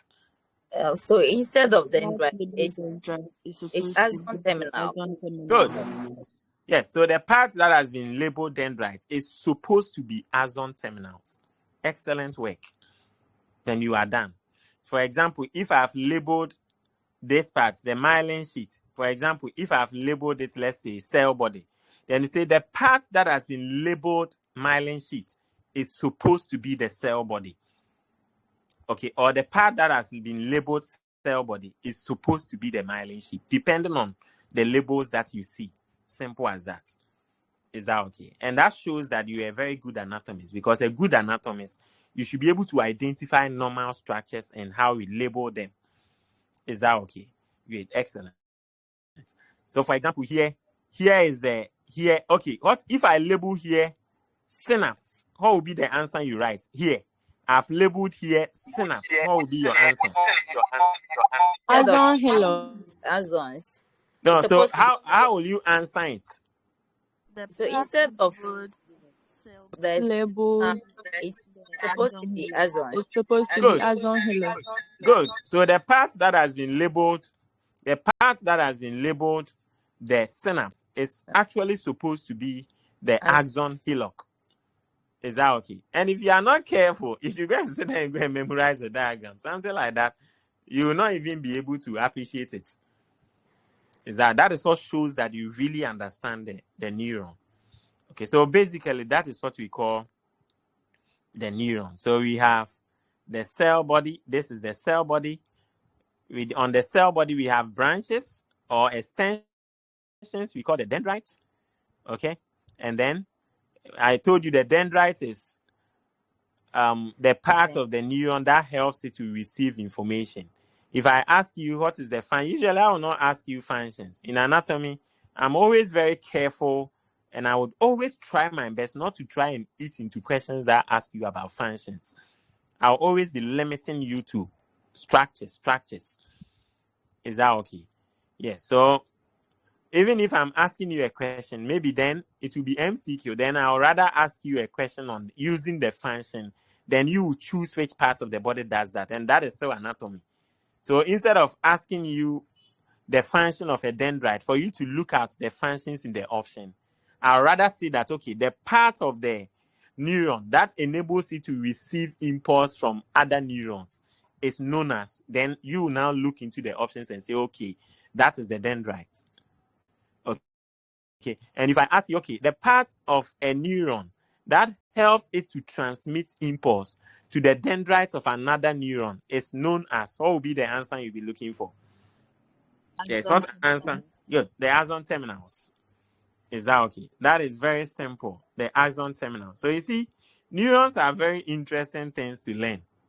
The nervous system is a very interesting system to learn. A lot of time, students think the nervous system is difficult, but I see it as the easiest system to learn, provided you sit down and try to understand. And usually, if you have the right diagrams to learn the nervous system, is the easiest system to understand.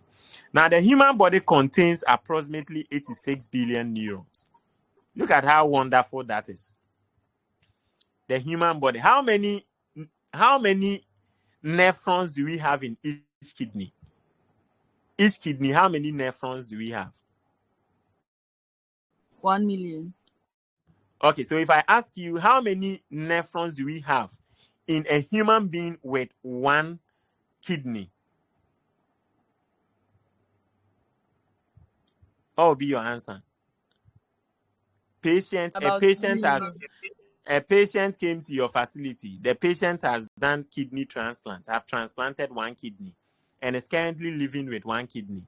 From your understanding in human anatomy, how many nephrons would be in that person's body? Yes. About 1 million. Yes, about 1 million nephrons. But look at how wonderful the neurons. Look at the neurons. 86 billion neurons. That is interesting. Oh. It tells you how the nervous system is important in your body. Because check, 86 billion neurons. That is very interesting. Is that okay? And the neurons, neurons connect. And the connections, so one neuron connecting to another neuron, the connections, we have about 10,000 connections, 10,000 neural connections inside your body. That is very wonderful. Okay, and that creates a web of trillions of synapses. So we have about trillions of synapses inside your body. Synapse is like junction between two neurons. We have several of them, about trillions of them inside your body. Now, neurons possess three key properties. We have excitability, conductivity, and secretion. Now, let's begin with excitability. Excitability simply means ability of a neuron to respond to stimuli. Conductivity means ability of a neuron to transmit signals over a long distance rapidly. Now, secretion. I told you the other time that neurons, they release, before they send signals, before one neuron sends a signal to another neuron, it secretes some chemicals we call neurotransmitters. Let's go back to the diagram again. So look at this diagram. Before this neuron, you see, there's the axon terminal of one neuron. Before it sends information to the receptor of the dendrite of another neuron, it releases certain chemicals we call neurotransmitters. So you see, the neurotransmitters are inside the axon terminals of the neurons. This is also a very good anatomy question. The neurotransmitters, they are inside the axon terminals of the neuron. This is also a very good anatomy question. I can ask you, which part of a neuron can we identify or can we find the neurotransmitters? Yes, what would be the answer you'll be looking for? Axon terminal. Yes, they usually at the axon terminals of the neurons. Is that okay? So you see, the axon terminals of the neurons, they release before this neuron will be able to send information here. It will release some chemicals. That chemicals, we call them neurotransmitters. That chemical is what help the impulse from this neuron to come to the dendrites of the other neuron. We call them neurotransmitters. And the neurotransmitters are usually inside the axon terminals of the other neuron. Okay, so neurons have three properties: excitability, conductivity, and secretion. Excitability, conductivity, and secretion. Excitability, conductivity, and secretion. Excitability means that they are able to respond to stimuli. If they get information, they respond. That's what we call excitability. Conductivity simply means that the neuron is able to transmit impulses faster, or they are able to transmit input from one point to another point. That is what we call conductivity. So when we say conductivity of an impulse, it simply means the ability of that impulse to send information from point A to point B. That is what we call conductivity. Secretion simply means neurons usually release neurotransmitters that helps them to what? To transmit information from themselves to another neuron. So if I ask you that, okay, state the three properties of a typical neuron and explain, how will you go about it? How will you answer it? If I ask you, state the three properties of a typical neuron and explain, how will you go about it? Yes, how will you go about it? Who can attempt? So please, the first one is excitability. Excellent. Yes, and then the second one is conductivity, and then the third Good. one is secretion. Good. Excellent. Yes, and then with the excitability, you said it's able to respond to stimuli. Good. And Good. then So the meaning if a neuron is inside your skin and your skin touches a hot object, that neuron will respond. That's the meaning of excitability. It will be excited. The neuron will become excited. So when we say a neuron is excited, meaning it is responding to a stimuli. That's the meaning. Okay, go ahead with conductivity. And then with the conductivity too, you said it's able to transmit signals to or impulse to another is it another neuron? Good. Yes. And then the last one, that's the It's able to transmit impulse from one point to another. That's the from meaning. From one point to another. That's what we call conductivity. It's able to send signal from one point to another. That's what we call conductivity. Okay, the last one.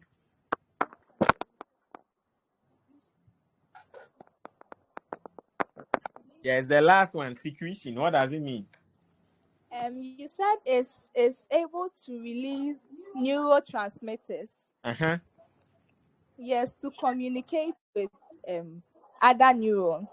Okay, the neurotransmitters, where are they located in a neuron? In a typical neuron, where can we locate or find the neurotransmitters? As you are learning, you are writing the questions down. In a typical neurotransmitter, in a typical neuron, where can we locate the neurotransmitters?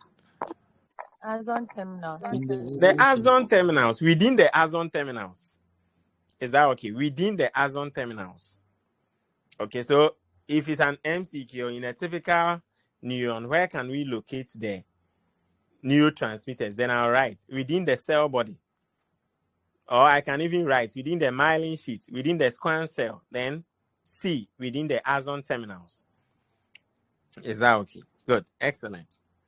Good. So you should know all these terms. So I can ask you the ability of a neuron to transmit signal from one point to another point is referred to as A, excitability. B, secretion. C, conductivity. What will be your answer? Conductivity. Conductivity. Is that okay? Conductivity. Okay. Now, a type of neuron that is involved in processing of information, integration of information, decision making, and relaying signals is typically known as A, sensory neuron, B, interneuron, C, motor neuron. Interneuron. Good. Interneurons. Interneurons. In one of the following types of neurons dominates in the human body. A, sensory neuron, B, interneuron, C, motor neuron. Interneuron. Good. Interneuron. Interneuron. All right. Okay, that is fine. So that is fine. So that is basically it for a neuron. So now you know what a neuron is. So the basic structural and functional units of the nervous system is the neuron. So this is a typical neuron. Go and learn how to draw a neuron, please. Practice makes man perfect. Okay, so go and learn how to draw the neuron yourself. Is that okay? And I mentioned that neurons are usually supported by, I didn't mention this. Neurons are usually supported by, I told you neurons also have support. So I give an example, like you can have a neuron that is having a myelin sheath. Usually within the myelin sheath, you have the squam cells. That is an internal way the neuron can get support. But in between neurons too, we have a structure, we have a cell that we call the neuroglial cells. Or in anatomy, you can call them the glia cells. Neuroglial cells or the glia cells. Okay? They protect, these cells actually protect neurons. They protect neurons. They can also help to insulate neurons and nourish them. Let me show you an example. There's an example of a glia cell. Look, we call them neuroglial cells. So if you say neuroglial cells, these are cells that helps to protect neurons, or they help to insulate neurons, or they help to nourish them. It's like they feed the neurons. They nourish them, they insulate them, they protect them. Okay, if you go to the blood, the circulatory system, you learn about the white blood cells too, which provide immunity and protection. If you come to the nervous system too, neuroglial cells, they do that work. They protect the neurons. They are like security for the neurons. But we have different types of neuroglial cells. Yes, we will come there. We have the ependymal cells, we have the oligodendrocytes, we have the satellite cells, we have the squam cells. You know squam cells already. Squam cells are the ones that are inside the myelin sheath that protects us. It's also a type of neuroglial. So you see what we are talking about. You remember the squam cells, they protect neurons. Yes, so neuroglial cells actually protect, but we have different types.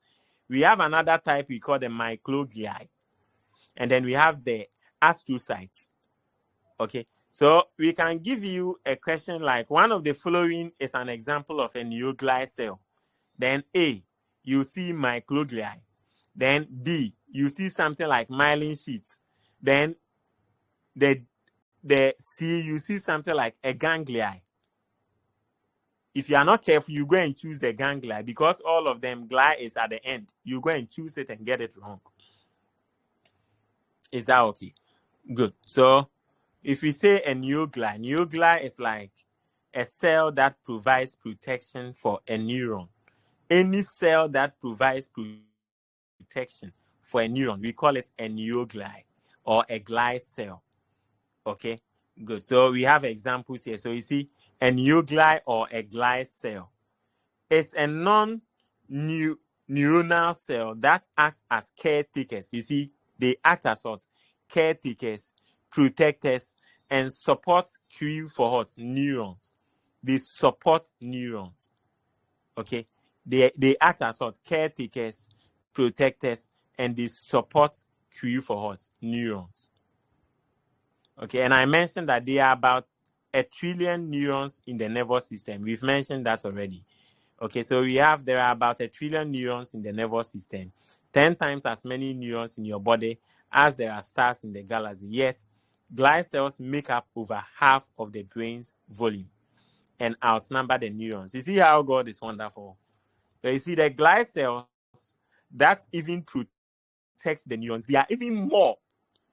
There are more of glial cells in your body as compared to the neurons themselves. And that shows how important the glial cells are. Is that okay? Good.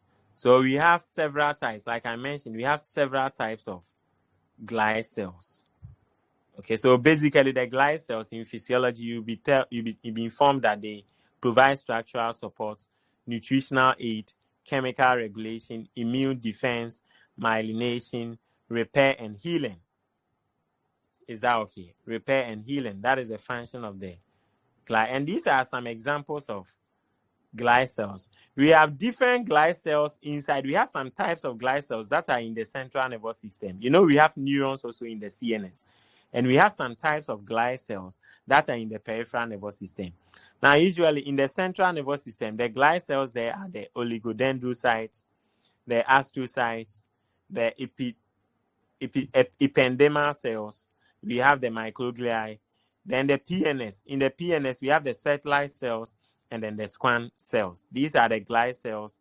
Yeah. So a question we can usually ask you is that which of the following glial cells? The following glial cells are found in the peripheral nervous system, except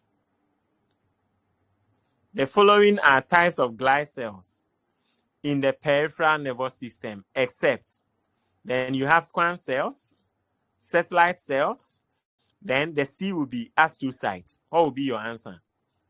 Astrocytes. Good. Astrocytes. The answer is astrocytes. Usually that's how you ask questions over here. Or if it is section B, we will just ask you to list. I can just ask you to list 3 types of neoglial cells. Simple as that. State 3 types of neoglial cells. Then you just write. That one you can miss them. No problem. You can just write squam cells, satellite cells, microglial cells, ependymal cells. You are done. You are done with the 4. Whichever one you remember, you can miss them. Whether you are writing 2 from PNS or you are writing all the 4 or all the 3 from CNS, you are good to go. Is that okay? Great. Basically, that is it for the neoglial cells. So if you hear neuroglia, they are cells that protect and insulate neurons.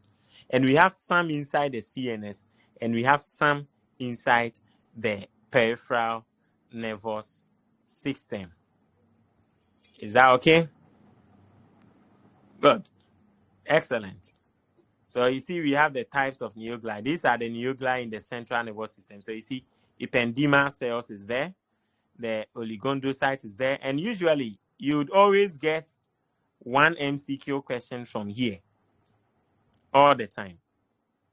Okay, so type. So the peripheral nervous system, the central nervous system. So like I asked, one of the following is a neoglial cell in the peripheral nervous system. So one of the following is a neoglial cell in the peripheral nervous system. A, ependymal cells.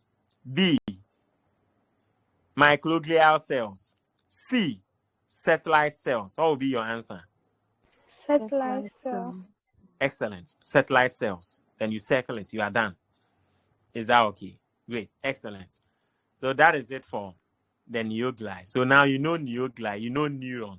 Neuron is the, let's do the various forms of neuron. So we have types of neuron. We have unipolar neurons, we have bipolar neurons, we have multipolar neurons, and we have anazonic neurons. Anazonic neurons or anazonic neurons. Good. So we have the unipolar neurons. Let's check the diagram. Look at the unipolar. You see the unipolar neuron is having, if you check, you can see it's having just 2 branches. Okay, so for a unipolar neuron, you are going to see them having 2 branches. Okay, so we have 2 branches. And most of the time, these unipolar neurons, they are sensory neurons. They are usually sensory neurons. They are mostly found under the sensory division of the nervous system. So it has a single process that's split into two branches. Okay, so the process is over here. Then you see the process has split into two branches. So we have one dendrite over here, and then another branch over here, another dendrite over here. Okay, that is what we call a unipolar neuron. You can check it over here too.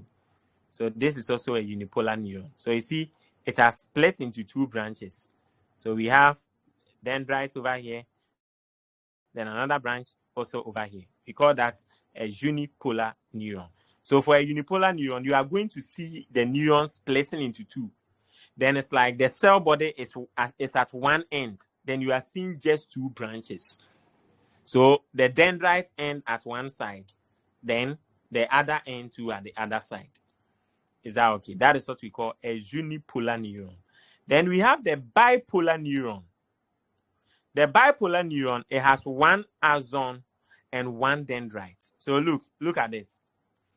So you see, this is the body, one axon and one dendrite. One axon and one dendrite. It has just one axon and then one dendrite. That is why we call it bipolar neuron.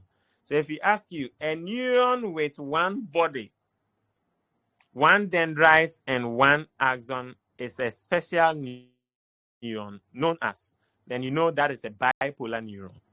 So a bipolar neuron has one axon and one dendrite. One axon and one dendrite. One axon and one dendrite. Okay, let's go to multipolar neuron. The normal ones that you see, the normal ones that have all the features of a typical neuron, that is what we call a multineuron. This one, the one that we use to learn the neuron, the normal one that usually have all the typical parts of a neuron, that is what we call a multineuron. Let's go back. Good. So one axon with multiple dendrites. Okay, the most abundant type, and that is the most abundant type of neuron that we have, the multipolar neuron. So you see here, you see the cell body is here, one axon, you see the one axon is here, and then we have the multiple dendrites. Is that okay? Then we have an axonic neuron. What does it mean when we say an axonic neuron? What does it mean?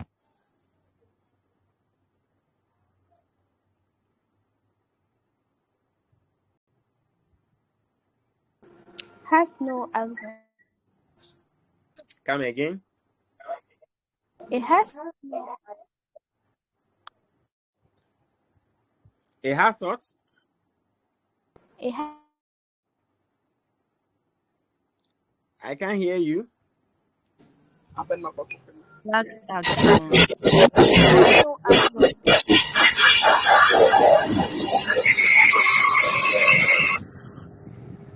Robot brain. Yes.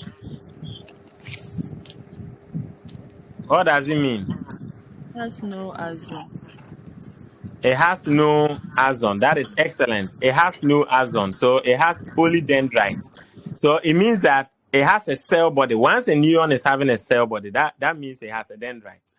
Because the dendrites are usually projections from the cell body. So if a neuron is having dendrites, it has a cell body. Okay. So you see, if you check over here, the anaxonic neurons, check, here is it. You see, there are no axon. Okay, do you think that neuron would have axon terminals? You think such a neuron will have axon terminals? No, sir. So if you are reading an MCQ and you see that one of the following neurons lacks axon terminals: A, anaxonic neuron; B, multipolar neuron; C, bipolar neuron. What would be your answer?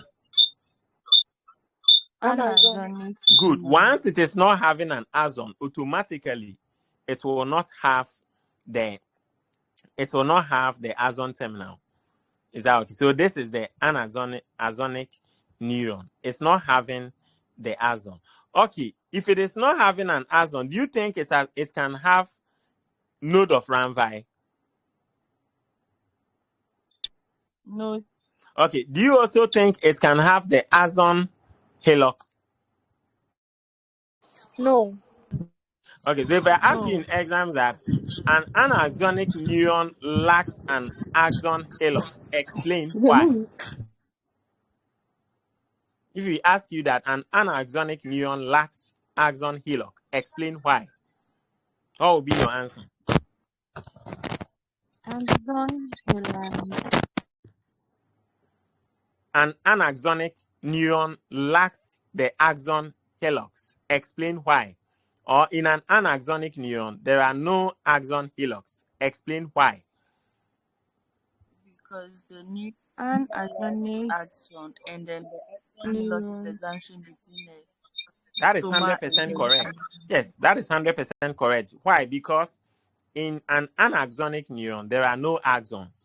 And once there are no axons, we don't expect to see the axon hillocks. The axon hillock is a feature that is only seen in neurons that have the axons. Is that okay? You write that as your answer. Nice. Okay. Now let me ask you this. What is the difference? Use this diagram. Using this diagram, what is the difference between the bipolar neuron and unipolar neuron? Use the diagram.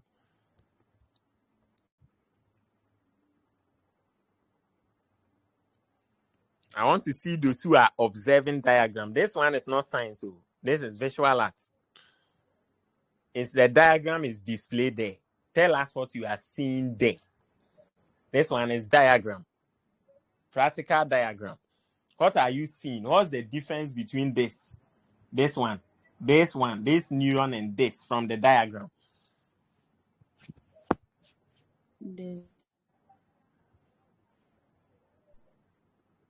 Say under the unipolar neuron, Yes. it's a single neuron that is having two branches or two dendrites. Okay. But the bipolar neuron is also a single neuron but has one axon and one dendrite. The explanation is you are trying to get closer, but still you miss some key elements. If you are not careful, you will not be able to differentiate between the two, the unipolar and bipolar. If you are not careful, you will not be able to differentiate between the two. Check the two diagrams very well. Look at the unipolar. You see the unipolar is one single branch from the cell body that forms the axon. Is that same single branch that forms the dendrite. Into branch back where a PFE cell body is the same branch that is forming the axon and the same branch that is forming the that is going to form the dendrite. That is why we call it's one process. So check here. Can you see it's one process from the cell body? It's one process from here that is branching or dividing to give you the dendrite and give you the axon. That's why we are calling it a unipolar, meaning one pole. What that means is one pole. It's one pole that is branching to form or divide to form the dendrite and divide to form the axon. So one pole is dividing from the cell body. That same pole is going to form the dendrite, and that same pole is forming the axon. But when you come to the bipolar, check, it's two different poles.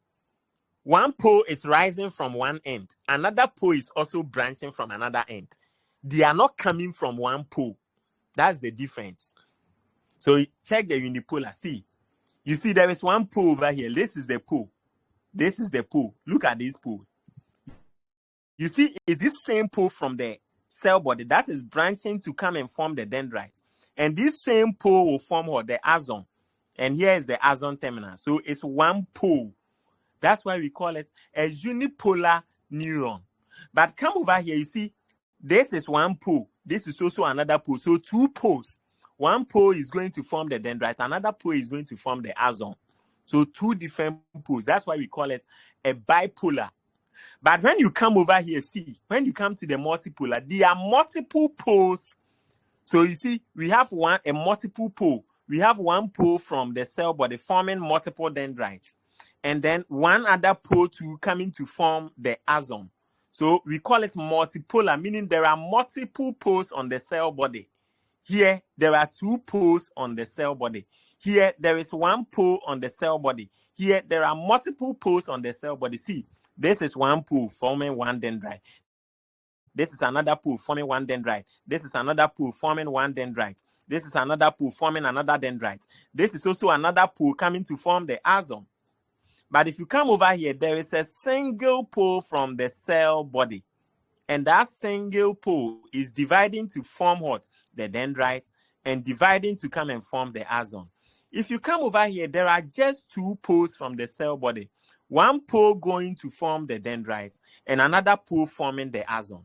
If you come over here, there are also multiple poles, but the problem over here is that there is no axon.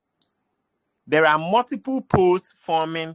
So in exams, remember, axonic neurons, they are having poles. So remember, we can use it to trick you. Axonic neurons, they have poles. The only problem with the axonic neuron and axonic neurons is that they are not having the axons, but they have poles. And once they are not having axons, it means these neurons cannot have the myelin sheath. One, they will also lack the node of Renvai. They would also lack the Schwann cells. They will also lack the axon terminals. Is that okay? They will also lack axon terminals. Is that okay? Great. Good. So basically, that is it for the various types of neurons. Yes, who can explain the various types, the specific types of neurons? Who can explain? Who can explain the specific types of neurons?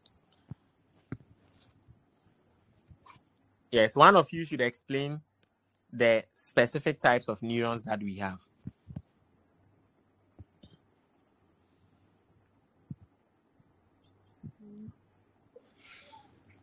Yes, let's have one of you to explain the specific types of neurons.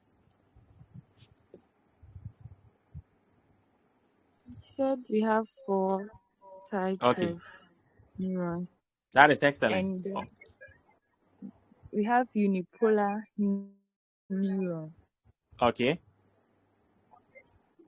which is a single neuron with 1 pole okay, branching to form the axon and the dendrites. okay, The bipolar neuron is also a single neuron that is having 2 branches, 2 different branches, excellent. forming the axon and the dendrites. Okay, The multipolar neuron also has only 1 axon but multiple poles, which forms the okay, dendrites. excellent. And then anaxonic neuron lacks axons but has poles. Good, excellent. Good. So in exams, if we ask you, we give you the anaxonic neuron, the diagram, and we give you the unipolar neuron, the diagram. We ask you differentiate between, state the differences between these 2 neurons. What are you going to write? We give you one neuron, neuron A, the anaxonic neuron, then neuron B, unipolar neuron. Then we write, state the differences between these 2 neurons. What are you going to write?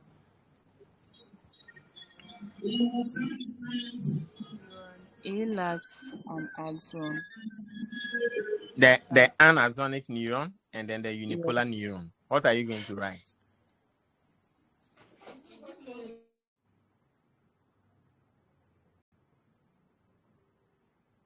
Yes. The anaxonic neuron lacks a neuron, lacks an axon, All but right. then the Yes. unipolar neuron has an axon. Okay. That is excellent. That is on point. And then what next? The unipolar neuron also have 1 pole. Yes, go ahead. Someone wanted to add something. Also, go ahead. And also, anaxonic lacks axon terminal. Good. They will definitely lack uni, axon terminals. but the uni unipolar has the axon Unipolar terminus. has Excellent. axon terminus. What else? The anaxonic neuron lacks axon halo, It will lack an axon halo. That is excellent. That is but the excellent. unipolar neuron has an axon halo. It will have an axon halo. That is excellent. Good. And again, the unipolar neuron have one pole. So it has one pole that branches to form. But here, the anaxonic neuron has multiple poles rising to form the dendrites. It's not having an axon, but it has a dendrite. And you see, we have multiple dendrites. So it means it has multiple poles rising to form what? The dendrites. That is also another difference. Is that okay? That is excellent. That is excellent. Now, the next thing that we will look at is the ganglion. What did I say about ganglion from the beginning? What did I say about ganglion from the beginning? Or ganglia, ganglion or ganglia. What did I say about them? They are a cluster of neural cell bodies. Cell body. So this is it here. So you remember the ganglia or the ganglion plus the nerves, they form the peripheral nervous system. Okay, so the next thing we are going to look at briefly before we bring today's section to an end is the ganglia or the ganglion. Multiple ones are the ganglia. A single one is the ganglion. All right, that is fine. So we have the ganglion, a cluster of neural cell bodies located outside the CNS, acting as a relay and processing center for signals. So we have the sensory or dorsal root ganglia. We have different types of them. They form in different places in the nervous system. So we have the sensory or dorsal root ganglia. We have the autonomic ganglia. We have the sympathetic. So that means that if you say a sensory ganglia, it means those ganglia are usually formed by sensory nerves. That's the meaning. It's simple. When we say autonomic ganglia, meaning those ganglia are usually formed, you know, the autonomic nervous system. Which part of the peripheral division do we have the autonomic nervous system? What's another name for the autonomic nervous system? Yes. Oh, have you forgotten? The visceral motor. Is that okay? Yes, the visceral motor. So when we say an autonomic ganglia, it means that they are formed by the visceral motor neurons or visceral motor nerves. Simple as that. Is that okay? They are formed by the visceral motor nerves. Okay, then we also have, okay, when we say sympathetic and parasympathetic ganglia, what do they do? What forms them? The sympathetic nerves and the parasympathetic nerves. Simple as that. And the sympathetic and parasympathetic nerves, where do they fall under? Which division of the motor nerve do they fall under? The sympathetic and parasympathetic, where do they fall? The visceral. Yes. Good. The visceral motor. Yes, the visceral motor. Yes, the visceral motor. Excellent. The visceral motor. So we have the ganglion, we have the sensory ganglion, we can have the autonomic ganglia, we can have the sympathetic and parasympathetic ganglia. So if you say a ganglia is a sensory ganglia, I mean they are formed by sensory nerves. If you say a ganglia is an autonomic ganglia in anatomy, those ganglia are usually formed by the autonomic nervous system, the nerves in the autonomic nervous system. If you say a sympathetic or parasympathetic ganglia, they are usually formed by the nerves in the sympathetic nerves and parasympathetic nerves. Simple as that. Is that okay? Great. And that's why we are saying, see, you see here, they are even saying that the sympathetic and parasympathetic ganglia, they are subtypes of what? The autonomic ganglia. Simple. Because remember, the sympathetic and parasympathetic nerves, they are under the autonomic nervous system, which is the visceral motor nerves. Is that okay? Remember that. Great. That is excellent. Yes. So that is it for the ganglia. We've done the nuclei already. Good. Nerves can also undergo what we call, we have regeneration of neurons. The question is that, can neurons regenerate? Okay. Or can they regrow? That's the question. You know, other cells like red blood cells, you know, they regenerate. New ones can form. But the question is, regeneration, does regeneration also go on in neurons? Now, regeneration is the repair or regrowth of damaged neurons and their supporting glial cells, aiming to restore. Yes, in neurons too, regenerations can take place, especially when injury occurs. So neurons can regenerate, but not all of them. Okay. So for peripheral nervous system, especially for peripheral nervous system, they can regenerate. Okay. But for central nervous system, regeneration is very poor. Poor regeneration in the central nervous system. Is that okay? Good. And that is the reason why if a surgical repair is performed in peripheral nervous system, your functions can be restored. But usually, surgical repairs in CNS, in the brain and spinal cord, it can cause damages. Is that okay? To how your brain function. Is that okay? Because the regeneration in the central nervous system is very poor. That is something. So on this slide, what I want you to know is that regeneration is very poor in the central nervous system. Okay, but regeneration is better in the peripheral nervous system. Okay, then we have nerve impulses. This is physiology. Yes, have you started the nervous system? No, please. All right, that is fine. So the nerve impulses. Nerve impulse simply means when electrical signals are transmitted along the axons of the neuron. You see, the neuron has, this is the neuron. See, let me show you what nerve impulse means so that you don't go and memorize. So you see, this is a neuron. You see, we have the dendrites and then the cell body. So the information will come from the other neuron to the dendrites. Then when the impulse is being transmitted, when a signal is is moving along the dendrites through to the axon terminal, that is what we call nerve impulse. Okay, so nerve impulse is just about signal transmission along the axons of what? A neuron. That's what we call nerve impulse. Okay, so nerve impulse is when electrical signal is transmitted along the axons. Okay, so this is what we call nerve impulse. Let me do it again for you to see. So when electrical signals are moving along so from the cell body through the axon to the axon terminal, that's what we call nerve impulse. Okay, so when electrical signals are being transmitted along the axon of what? A neuron, that is what we call nerve impulse. Okay, good. And it's a very important for neurons to be able to communicate. Without nerve impulses, neurons cannot communicate. But nerve impulses also goes through stages. So we have a stage where the nerve can be resting. Okay, when the axon, the impulse is transmitted along the axon, we can have a period or a time where the axon is at rest. When the axon is at rest, it means that no impulse is walking along it.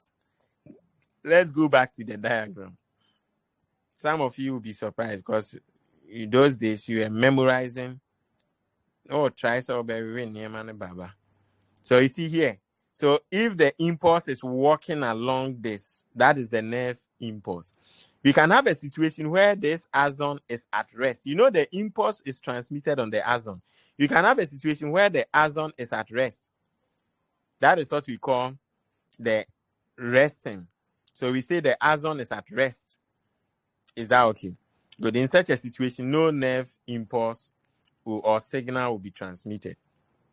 Okay, good. So we can have a situation where the axon is at rest and they would have a resting potential. So when we say the axon is at rest, meaning no impulse is working on it, then we say there is a resting potential. So when you go and read somewhere in the textbook and they've written resting potential, all it means is that the axon is resting. Axon, it is resting. Then we say there is a resting potential. So when you hear them using this word, resting potential, meaning the axon is at rest. No impulse is being transmitted on it. So the axon is resting. Okay, and usually when the axon is resting, the outside of the neuron is positive, and the inside is hot. The outside is more positive as compared to the inside. Let me go back to the diagram here. So when this axon, so you see this axon, the inside is this, and the outside is here. This is the outside of the axon, and this is the inside. We are saying that when the axon is resting, okay, when the axon is at rest, meaning it is resting, the outside is positive, the outside is stronger, the outside is positively charged as compared to the inside, then the axon is resting. But if the inside is positive, the axon will not rest, impulse will be transmitted. So you see, for impulse to be transmitted along the axon, the inside of the axon has to be what? Positive. Let me go back to the diagram again. Okay, so this is the axon. This one is the axon. Now, if this axon is resting, the outside here, this is the outside. The outside here is positive. And the inside is what? The inside here is negative. Sir, Yes, please. please, I can't see the screen. Oh, is that a situation for all of you? Yes, No, please. sir. No, please. Yes, please. Yeah, Some so of it's us. no, yes, no, yes. So once it's Thank no, you. yes, no, yes, then it means the problem is not coming from the one projecting. It's a network imbalance. Yes, No, I'm so having the same issue. yes, that's why I'm saying that even if a single person sees, it's not coming from the one projecting. Oh, So on Telegram, once a single person sees, it means there is a network problem. Yes, but all right. How many of you can see the screen? I can Yes, I see. can see. See. That the problem is from those who can see, means the problem is from your end. Usually what you can do is you can go off and try and join again and see whether it works. Yes, you go off, then you try and rejoin and see whether it works. So this is what I was saying. This is the axon. This is the axon. If an axon is at rest, the outside is charged. Okay, the outside is charged. Now, if the inside of the axon is charged, it won't be at rest. There will be impulse transmission. That's what we are trying to say. So for example, if we tell you that the outside here is charged, it means this axon is resting.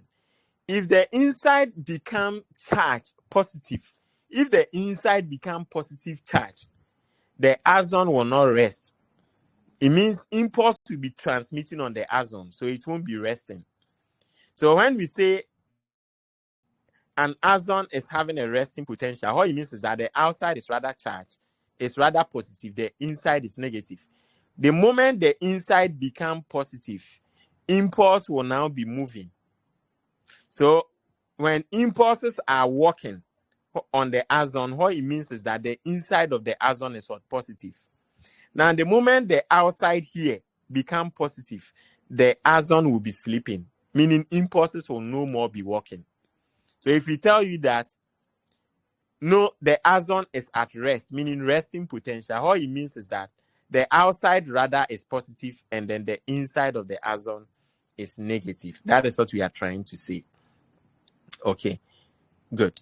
So that is what we mean by resting potential. Okay, good. And then we have what we call depolarization. When we say depolarization, it simply means a rapid change where the inside become, if the inside of axon become positive, what happens? What happens? If the inside impulse of the axon transmission. is positive, good, it means the impulse will now be moving.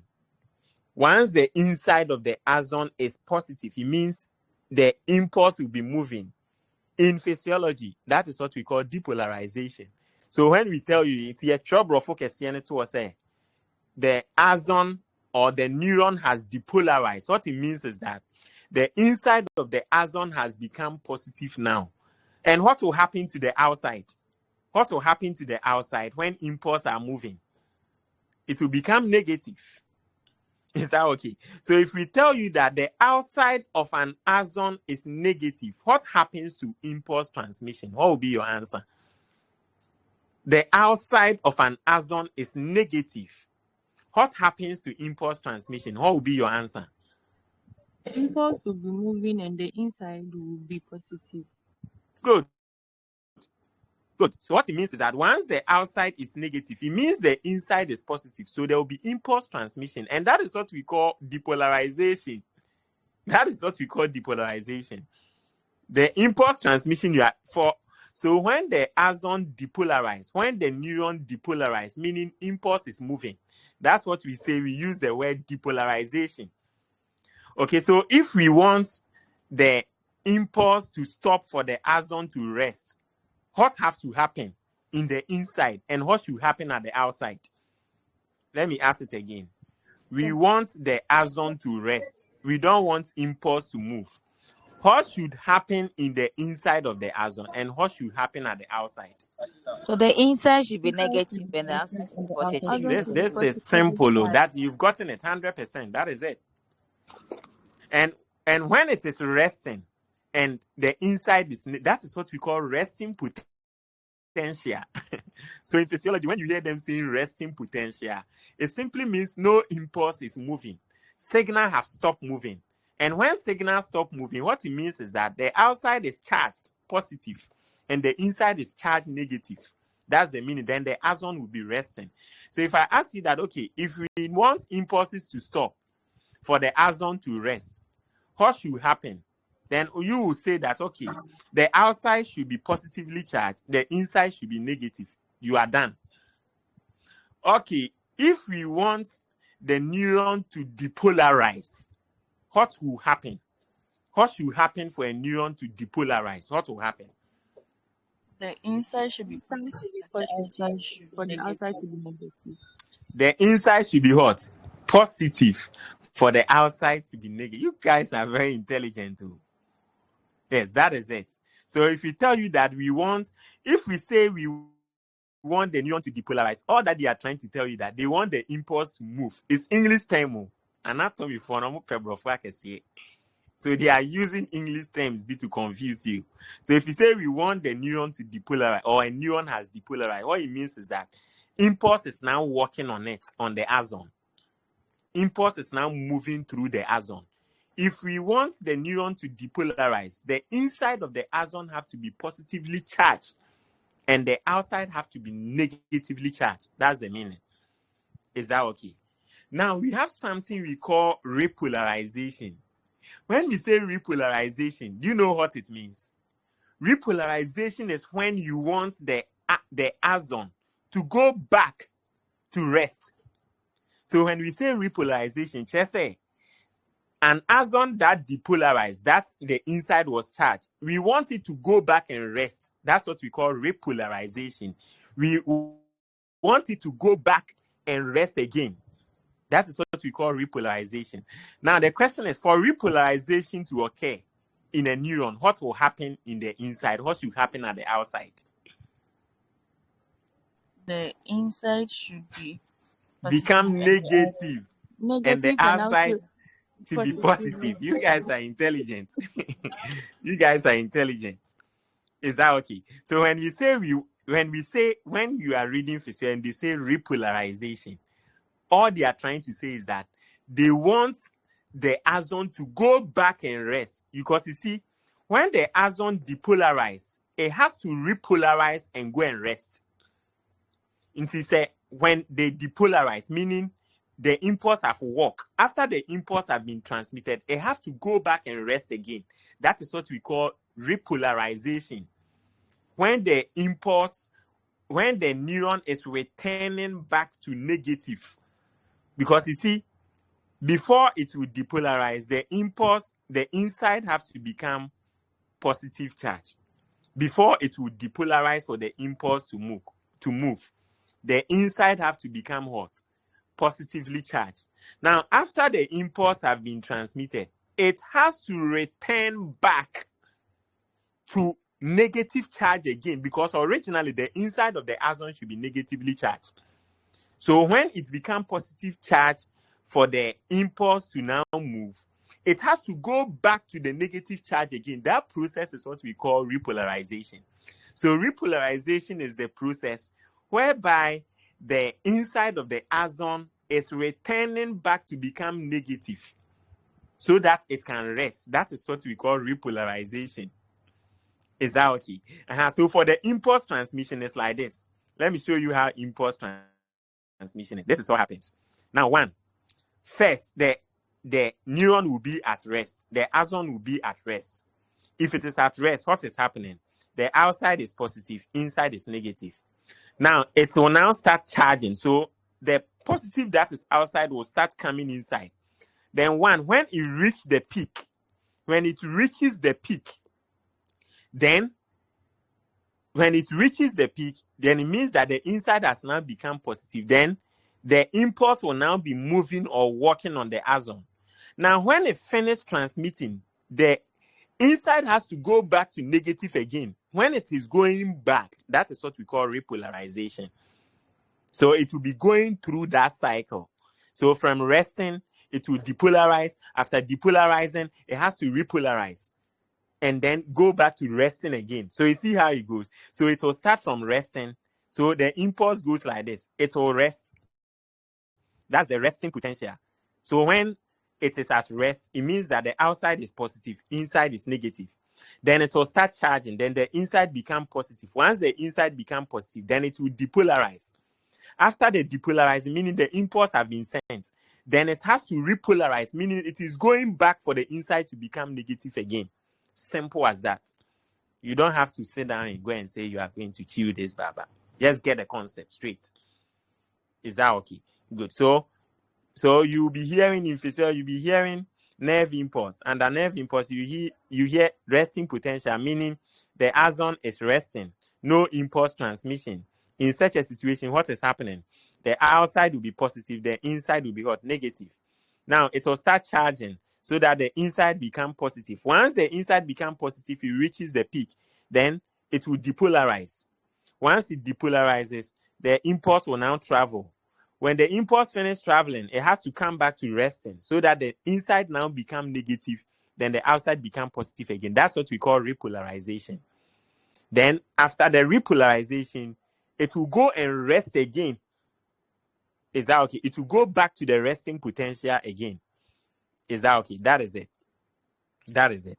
So basically, that is it for the nerve impulses. So the nerve impulses goes through the resting potential when the axon is at rest. No impulse is being transmitted. In such a situation, the inside is negatively charged. The outside is positively charged. Then no impulse. Then it means the axon is resting. Once that happens, then the outside that is positive will start moving inside. Then inside now become positive. Once inside become positive, it reaches the peak, then it will depolarize. When it depolarizes, the inside now become positive. The outside becomes negative. Is that okay? Great. Then after that situation, the impulse will now be transmitted. After that, it has to go and rest again. In going to rest, it means that the inside have to become negative again. Then what will happen? Then it will repolarize, meaning it is going back to go and rest. Repolarization. Is that okay? Simple as that. Simple as that. Okay, good. I think we can end over here. We can end over here.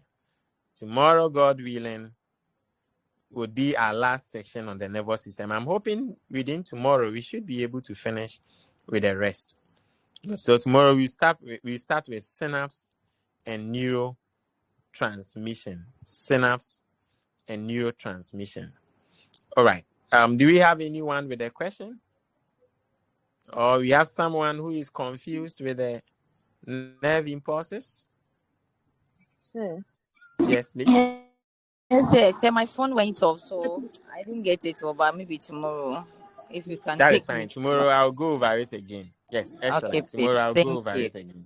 All right, Excellent. please. Good. Yeah. Good. Well done. Yes, I would also share the video to the page for you to Please, watch. the slide, sir, the slide for the nervous system isn't in the file yet. It's only Yes, the for the nervous system, I'll make the hard copy available for your reps. Yes, I'll give the hard copy to your reps. Yes, so that you can see them and run copies for yourselves. All right, that is fine. Okay, so I'll share the video. Those of you who couldn't join early,